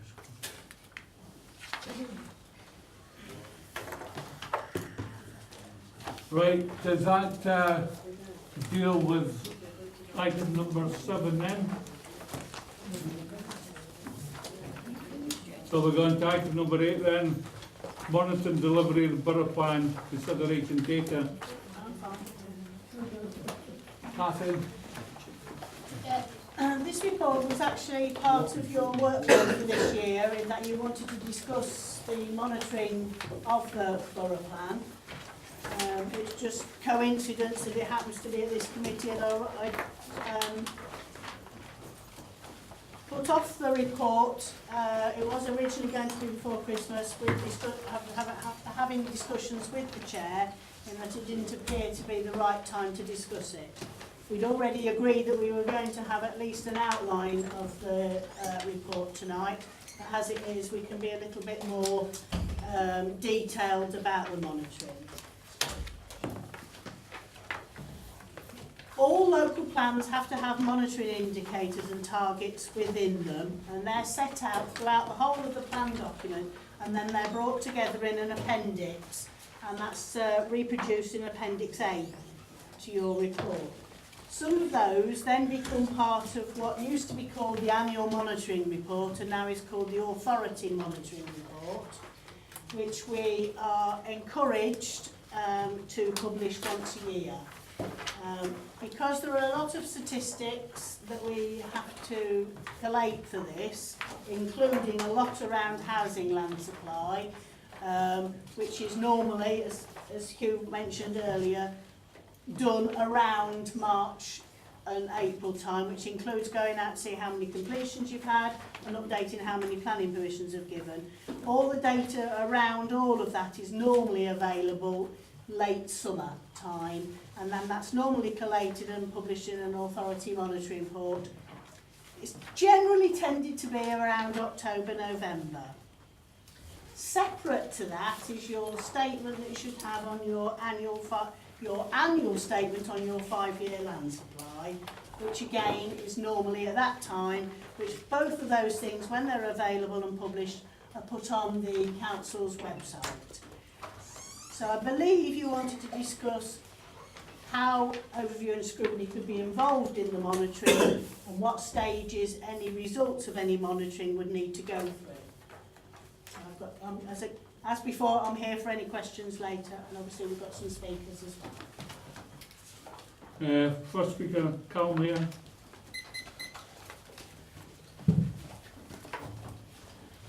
Thank you, Chair.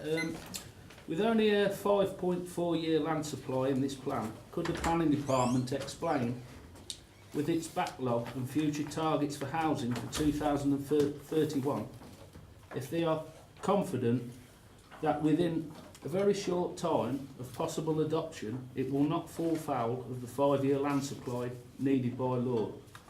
Given that the inspector only states there is a reasonable chance of it not doing so.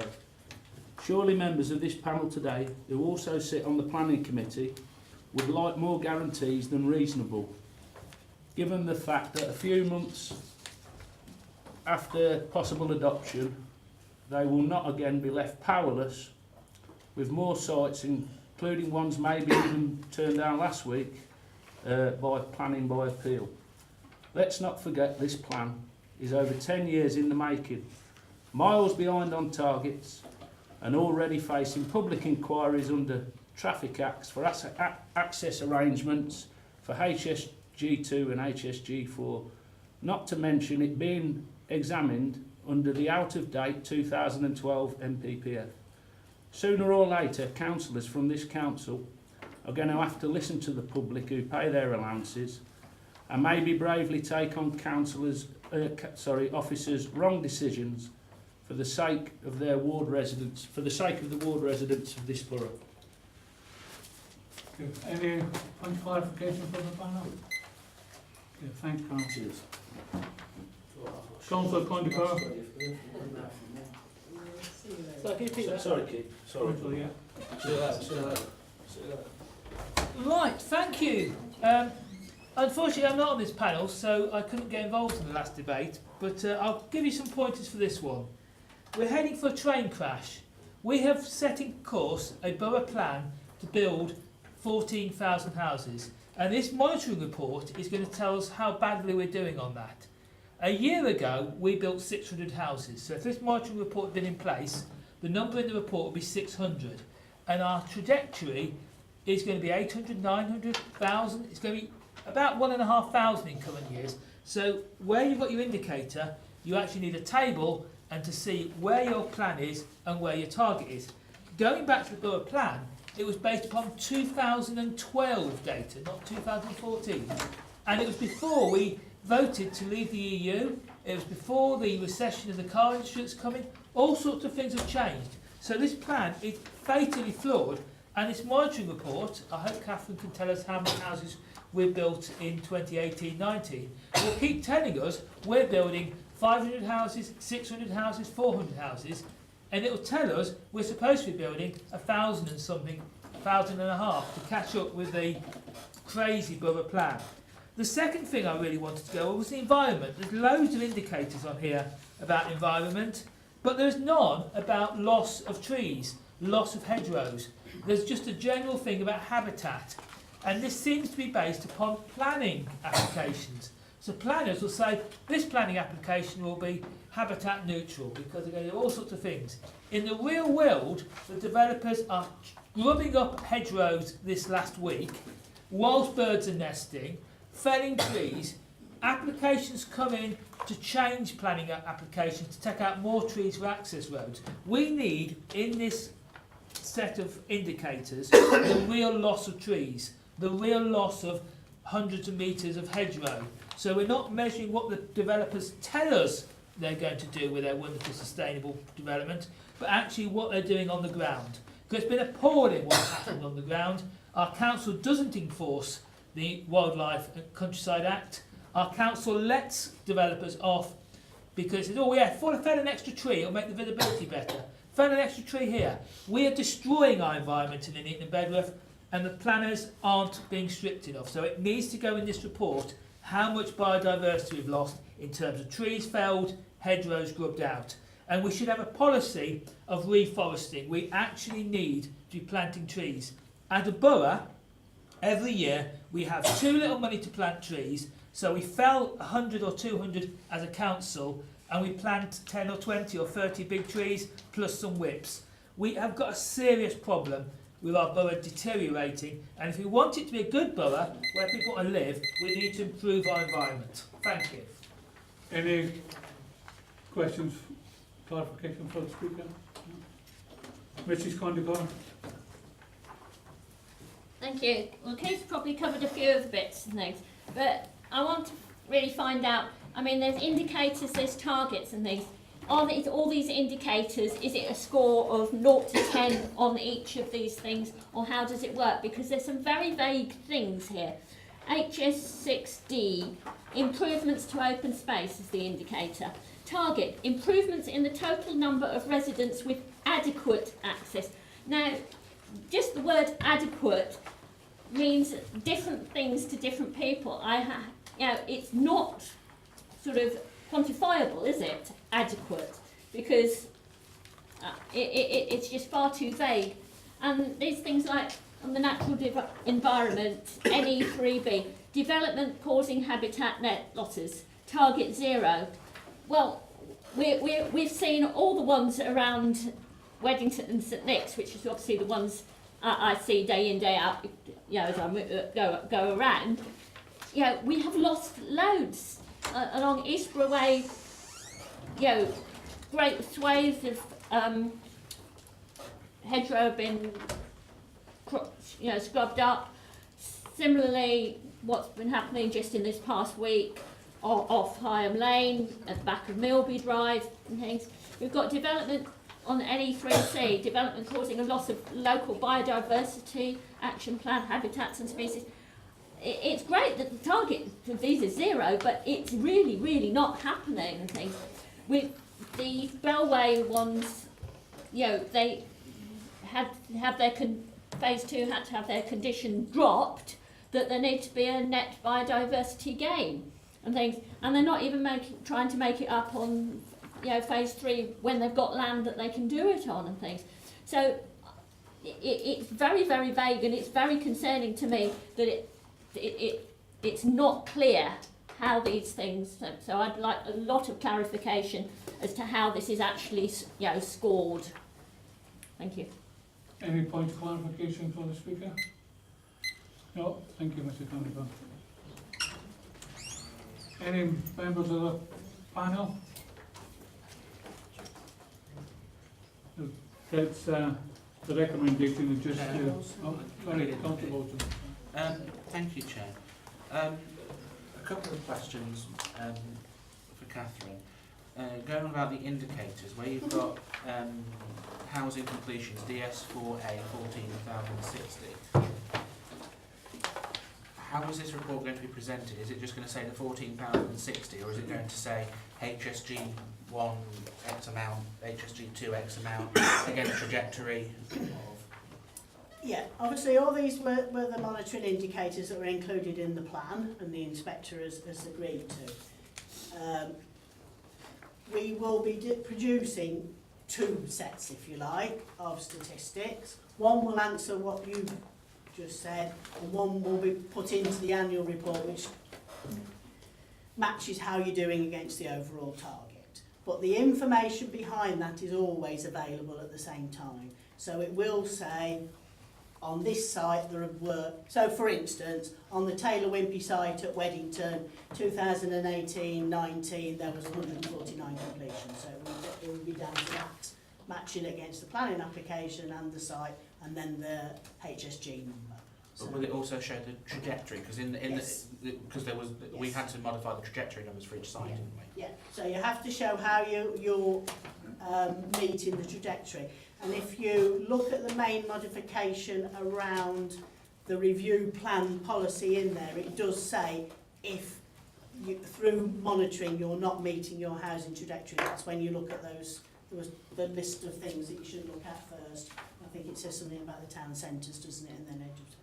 And are these indicators going to be reported to ONS? I think that's why you wanted the report in the first place. Well, I would... They're not generally, that they've not been up to now, but there isn't any reason why they can't be. It'd be very difficult to do that very often, because a lot of these we only do once a year. I think, Chair, we should have at least a yearly report on how things are going. I would move that, because it's not just all about the HSG numbers, though that's a large part of it, but there's all the infrastructure that goes with it. And I think as councillors, if we are being told you are having X number of 100 houses, or in Hayden's case, X amount of 1,000 houses, 4,400, you should see where that is happening, and so that we can monitor and actually hold, where we can, officers to account, or ask you to start banging heads together where it isn't happening. Yeah. And I think the other thing to add, which I didn't add, completely separate to this, that the council should also once a year produce a statement of where all the Section 106 monies that they've got in, either that they've got in for other bodies, so even when we pass it on to the county council, what it's actually being spent on. So that could form part of the same report. Just another point, if I may, Chair. Taking on the point of Councillor Condicle, because on planning this does frustrate me. I know other councillors find it frustrating where it talks about the biodiversity net gain Yeah. either within sight or outside of Yeah. the site. I don't always necessarily agree with it, but Yeah. is there any way we can modify the KPI so it shows how much biodiversity plus or minus is within the sites Yeah. and how much is external to the sites? We can't do it as part of this because these are the monitoring indicators as set out in the local plan. But we could certainly try and monitor that separately and report it. But Could it I wouldn't be also part move of that, this. Chair? Because it is frustrating when you see a planning application. It says there's going to be no overall loss, but then they say the mitigation is, say, I think the instance in case was St Nicholas, and the mitigation was somewhere over in Attleborough. Yeah. Now, Attleborough might be all right, might see a plus, but the people in St Nick's will see a negative. And whilst the borough is showing like that, people are actually seeing it like that. So I think that would be worthwhile as well, Chair, if we can have that reported back. And it may be also worthwhile to have some form of training on habitat biodiversity, what's looked at, how it's assessed, how it's monitored. I'm happy to include that as a recommendation. I shall second that because I don't think there's a particular problem of keeping councils well informed. I think rather than just informed. I think it's a wee bit different, and I don't have a particular problem with that. The more information that we can use to use informed decisions is always going to be a good thing. Councillor Longden? Chair, I think it should be a notice of motion, myself, depending on what happens on Wednesday night. If we are to have a standing committee, and that will depend whether we have a borough plan or whether we don't. If it's chucked out, then there won't be a standing committee because there won't be anything for a standing committee to actually consider. So the whole thing is going to be preemptive of that. So it could come back to this committee in the form that's been suggested, or it could be the work of that standing committee because it's relevant to the borough plan. So I think this is a bit previous in what we're trying to do. So the whole thing, I think, should be a notice of motion rather than trying to get a recommendation through tonight that would tie us into something where we might not have the vehicle to do it. I think I know where you're coming from, but I think the panel tonight had made a decision on the local plan, and part of this thing that Catherine's bringing up is an ongoing thing that's going to happen anyway, regardless of what happens Wednesday night. So I don't see a particular problem with what the council is saying, because either way it's going to have to come back to us sooner or later. I'm just trying to keep things the KISS principle, you know. Councillor? Yeah, thanks, Chair. Bear with me because it probably goes slightly off track of the actual thing. But it was an interesting point that Councillor Cunningham made about biodiversity and what we do. And, you know, there's no doubt, you know, that the benefit of trees and planting with the environment. And I think maybe what we should suggest, because I don't think we can deal with it directly under this, is maybe we should put a note to the Cabinet to ask them to look corporately at what we can do to increase tree planting schemes, etc. within the borough. I don't believe for 1 minute we would be able to do it on our own as a borough, but there are partnership organisations that we can certainly get involved with. And, you know, it's something that we should increase if we've got, you know, particularly small pockets of land that are perhaps not used anymore for anything, aren't suitable for development. Let's bung some perhaps a common word, isn't it? But let's plant some trees and that for the benefits that they provide. Thanks, Chair.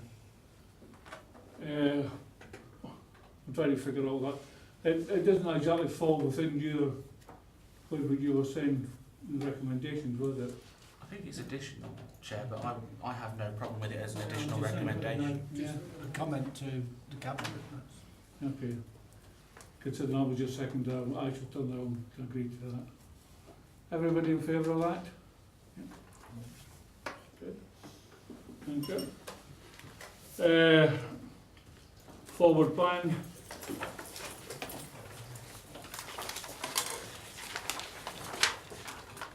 is obviously for information only. The work programme, page 170. Wendy, do you want to say something? I've just provided an extra sheet that just lists the work that actually has been through the panel over the last 12 months, and any recommendations that have come out of that. And then just looking at the forward plan, there are a couple of items there that would be outstanding and therefore would be approved to be carried over. And also we have two working groups that are still continuing, and it asks for the feedback from both of those groups. I'm not quite sure how you want to deal with those two working groups, whether they are extended to roll over onto the next file. Larry, did you ask for Yes. permission for the extension? Yes, Chair. The car parking working party is almost there. We'd probably be able to get away with it by one meeting. I'm looking over there to see if but it might take two, depending on the information coming forward. We've had problems getting information from other authorities, like for like, and there's been a reluctance. Some are changing their methods, some are changing this, that and the other, and there's a bit reluctant about sharing information. We could have gone down the freedom of information route if we wanted to, and we thought that would probably be a bit too much, too heavy, if you want to stay friends with people rather than make enemies of people by being too formal. So we're almost there. I imagine we're going to have one, possibly two more meetings before we can get a report back to this committee. That will be done as soon as possible. So we need an extension to do it. Does the panel agree that that extension should carry on to the work programme of the next panel, which will make the Royal Decisions of us? Yes, Chair. Yeah. Have we agree with that? Yeah. Yeah. Bill, you were on a working party. Yeah, well, it hasn't done a lot of work, Chair. So, yeah, with the land and leasing of things that belong to the Borough Council, yes, we had the initial scoping exercise for it. It hasn't moved on at all since then. I'm giving some leeway to it in the sense that that department has been snowed under with work currently, with the stuff like where the crane is over there and things like that. But I think it will need to carry on over, and somebody will need to prompt some action to bring forward to that working group again. Does the panel think that that should go into the next work programme for the forthcoming year? Yeah, okay. Thanks for that. There's as Wendy says, that she gave you an additional piece of paper to say the amount of work that we actually did this year with this panel, and if you look at it, there's quite a considerable amount of work, and I thank everybody for their input into that, considering this is the last meeting. Also thank the officers for their help and for being there at times, and of course thanks to Andy as Vice Chair, who's been very helpful. And at that point I shall close the meeting and thank you all for a good year. Thank you.